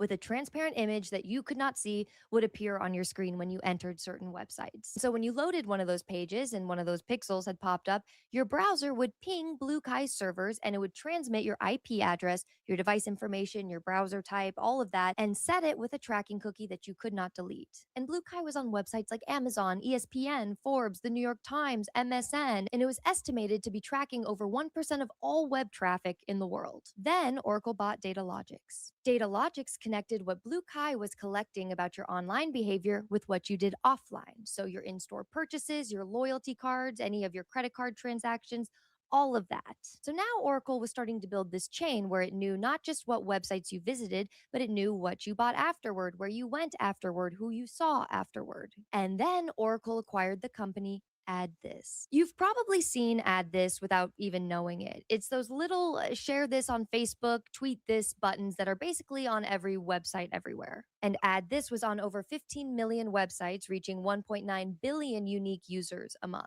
And even if you never clicked on a single button, you never tweeted anything, you never shared this to Facebook, Add This was still collecting your data just from you loading the page. And we know this because in 2014, ProPublica exposed Add This for using something called canvas fingerprinting. So basically, whenever you pulled up one of those websites that had one of those little buttons, your browser would be instructed to draw a hidden image completely invisible to you. And because every computer would render that image slightly differently, just based off of your hardware, your graphics card, and even your fonts, it created a unique fingerprint for your specific device. And ProPublica even said that it was virtually impossible to block. And it was found on everything from the White House website to adult pleasuring websites in the same sweep. And what Oracle did was merge all three into the Oracle Data Cloud. And that combined system built what the industry calls an identity graph, which is a profile that connects a real person to their behavior across every device, every website, every purchase. All right. I'm going to stop that right there Whoa. because she just said in as many words what I've been trying to say for years. Like, she articulated very perfectly what I've been trying to say. Anyone who's been watching for a long time knows I say, if someone's interested or an AI is interested or an agent is interested, there is a 3-dimensional presentation available at certain echelons of you as an individual that includes everything she just said right there. And think about that. Like, an individual pixel on our monitors right now might be corrupted by a system like this and doing exactly what she just said. That's crazy. And they want me to worry about China. They want me to worry about all these foreign countries. Are you fucking kidding me? My own government is colluding with people that want to do this? Damn right it's effed up. It's Westworld shit. Yeah. Absolutely insane. It's good for jobs, though, so don't worry. Steve Jobs or Jobs? I think real jobs. We maybe. think. Maybe. I don't know. We'll see. Is Time that will why? tell. Is that why they set Hawaii on fire? Yeah. Didn't he buy Hawaii? Remember we covered that when that Ellison? Oh, as long as you don't work for the tech bros like Jack Dorsey, right? Definitely a bad time to be working for Jack Dorsey these days, right? Oh, that's right. Not going to be working here anymore, are you? Yep. No. Yep. This jerk off fired, what was it? 4,000 people. And then almost immediately his company posted 22% positive stock profits. And then, of course, this is what his next company retreat will look like in a couple of years. Will look something like that. Yeah, there you go. That's a good one. Yep, wild stuff, man. Yeah. No, we're off onto a new adventure here. Okay, so a couple honorable mentions. There's the Jim Carrey fiasco. Goodness gracious. Fill your boots. Enjoy that. Have fun. Also, he had a facelift and he's into Terrence McKenna. That's it. Yeah. he's been channeling Terrence McKenna for years, and no one but the boiler room's been noticing. So thank you for that. Also, Mexico President Scheinbaum said, quote, "These high caliber rifles, rocket launchers that are used by the cartels, they come from the United States," end quote. She named Operation Fast and Furious. The U.S. government ran guns directly to Mexican cartels under Obama.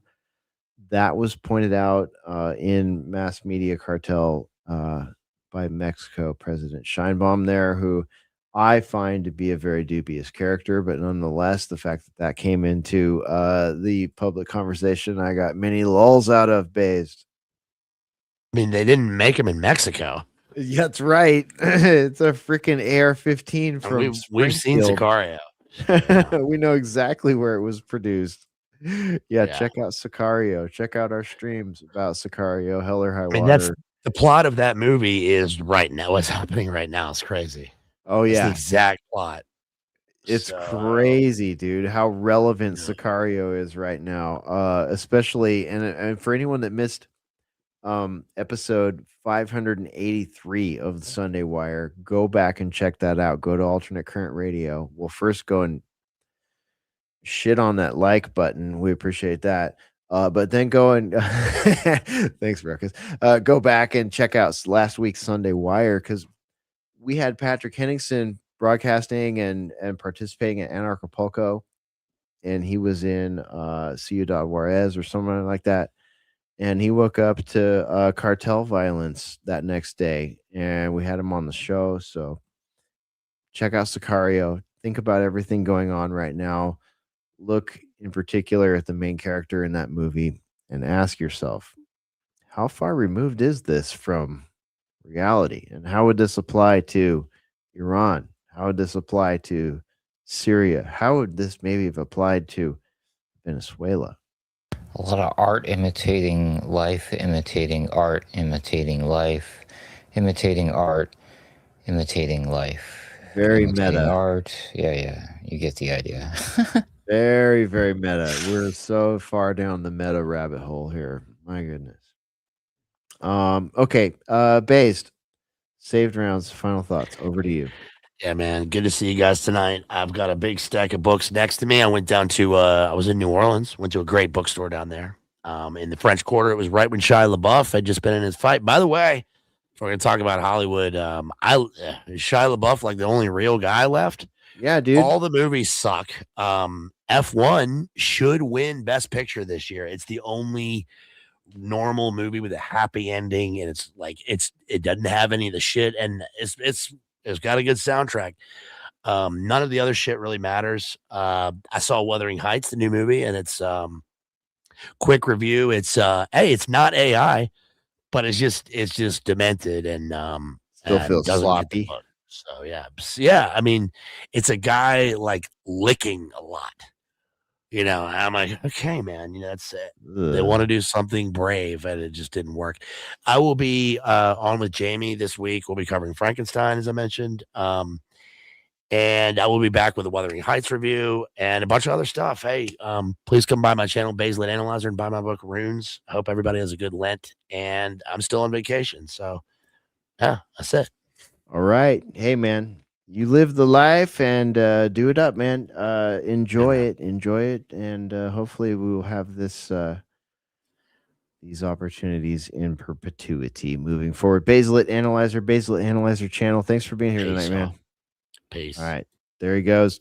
Ruckus, over to you. Saved rounds, final thoughts. I had some cultural anomalies I was going to point out, but we're too far into the show, and I needed to pass out. Wait a minute, hold on. Like, what the hell does cultural anomaly mean in this environment and in the context of this show? Can you just give me the headline level? Just because I'm curious. All right. Okay, so if I was going to like start the show like normal, or let Spore choose where we would start the show, we might have gone somewhere like this, perhaps. I think this might have been one of the places that we started it, because there's the whole like there's the whole like the USS Gerald Ford their toilets are all broken, and the Iranians can smell them coming, and then there's other weird reports of sailors are clogging the toilets so that they don't have to go to war for Israel. Like, it's just, this is so strange. Like, you compare, if this really is the beginning of World War III, compare it to the beginning of World War II, World War I. It's like, I don't recall toilets being an issue. But anyway, here's the ass slop that could have started the show. Empire's carrier weakness lies in its VCHT sewage system, which uses narrow diameter shit pipes adapted from cruise ship technology to transport poop under pressure. It is divided into 10 independent zones. A single failure causes vacuum loss across one entire zone, disabling dozens of toilets while others remain operational. The system is already severely strained. Analysis identifies key vulnerabilities: the shit pipe collection mains, or vacuum risers, serving each zone. Disabling 4 zones could remove 260 toilets, 40% of total capacity, creating catastrophic sanitation collapse.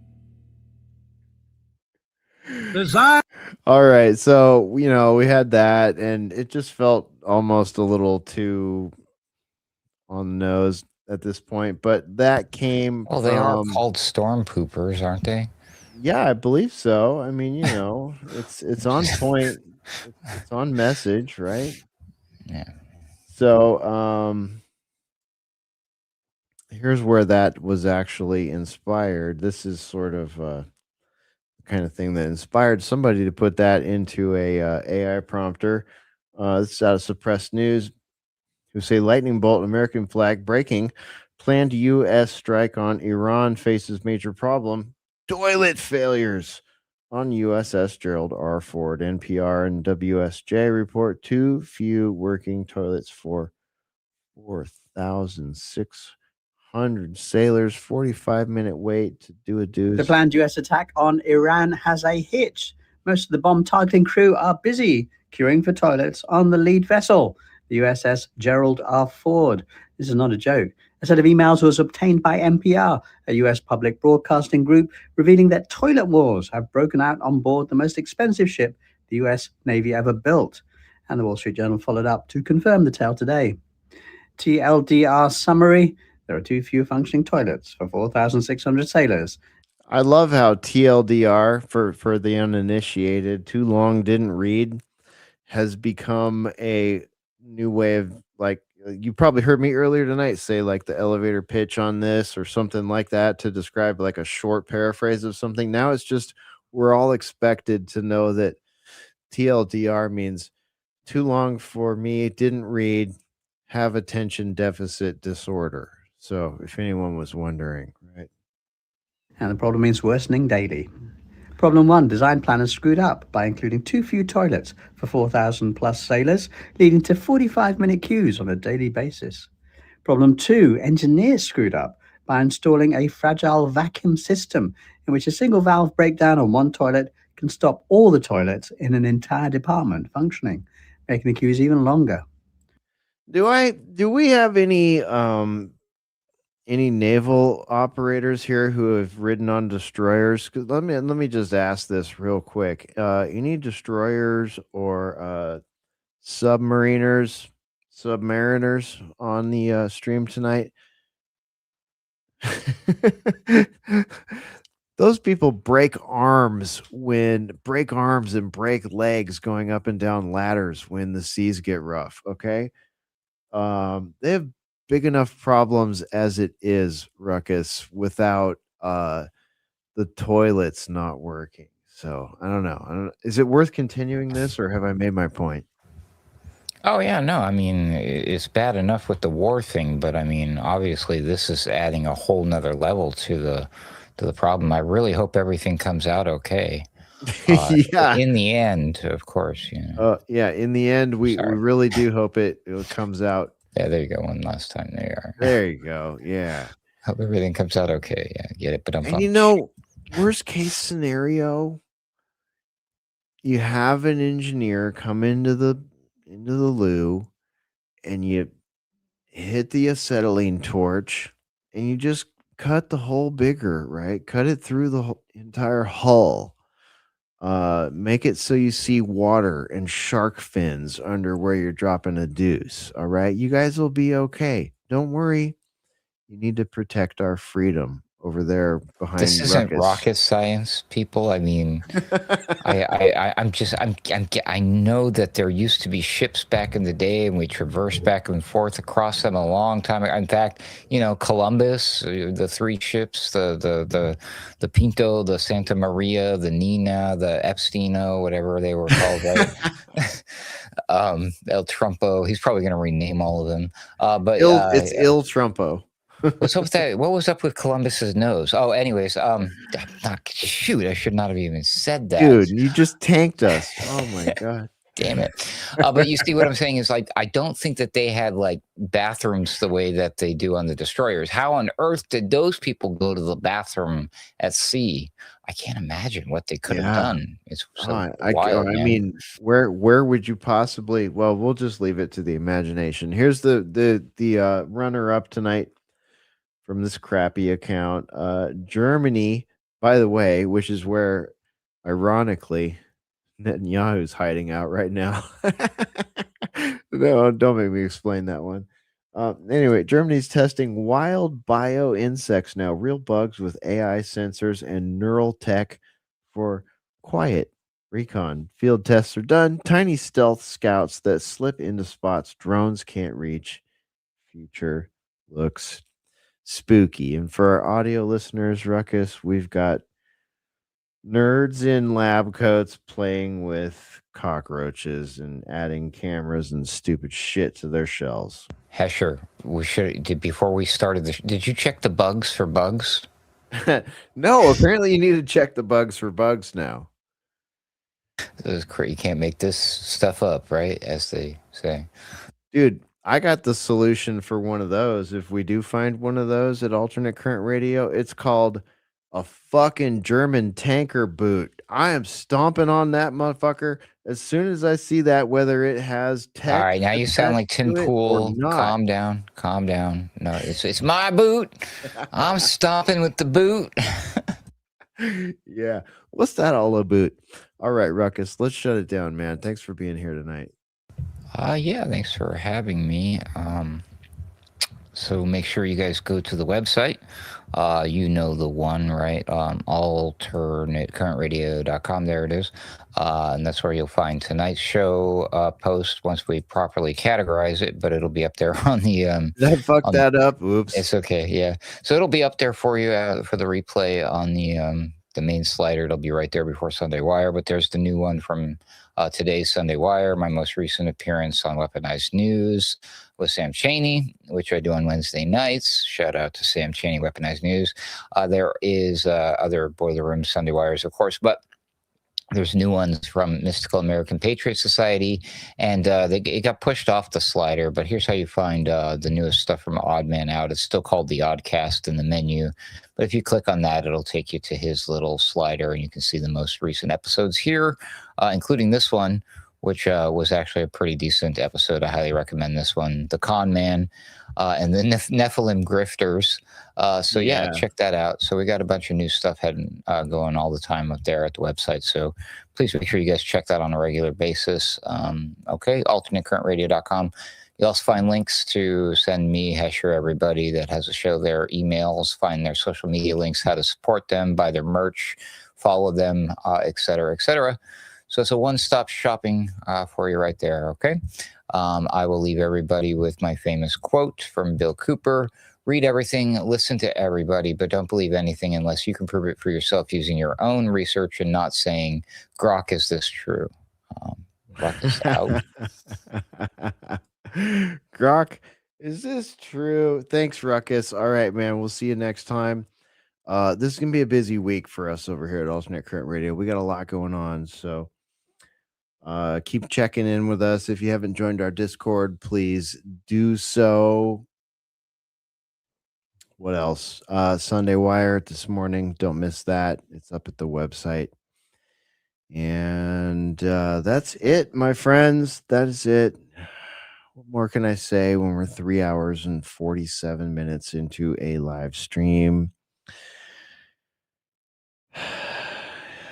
We got to use forbearance. We got to use everything we got right now because the proverbial they, are using everything they got against us. It's been a wild ride tonight. You've seen the ups, you've seen the downs, you've seen the facts, you've seen the conjecture, you've seen the artificially generated bullshit. So Boiler Room ends now. Good night, guys. That's right. We'll see you soon, though. And be sure, if you're not following at Hesher Media, at AC_wordslinger, at 21 Wire. These are the best ways to keep up with us. Make sure you hit the bells. Make sure if you haven't hit the like, you hit the like. All that good stuff. To Pamela, Shelly, Amanda, Ross, I'll dog will go then. Everybody that's in the chat tonight, everybody that's in the Discord, Kilowatt, what's going on, homeboy? Great to see everybody over there. Fleety, great to see you. Always thought-provoking. Everybody's so thought-provoking. I really appreciate everybody's inputs. You may have seen some of your comments leak in or be read here during the show, and it's because we're doing our best to keep up with you guys. And we appreciate you guys. So check out Sunday Wire if you missed it. Join us again for the next Boiler Room. We'll see you there. That's it. Go ahead and run. Run home and cry to mama.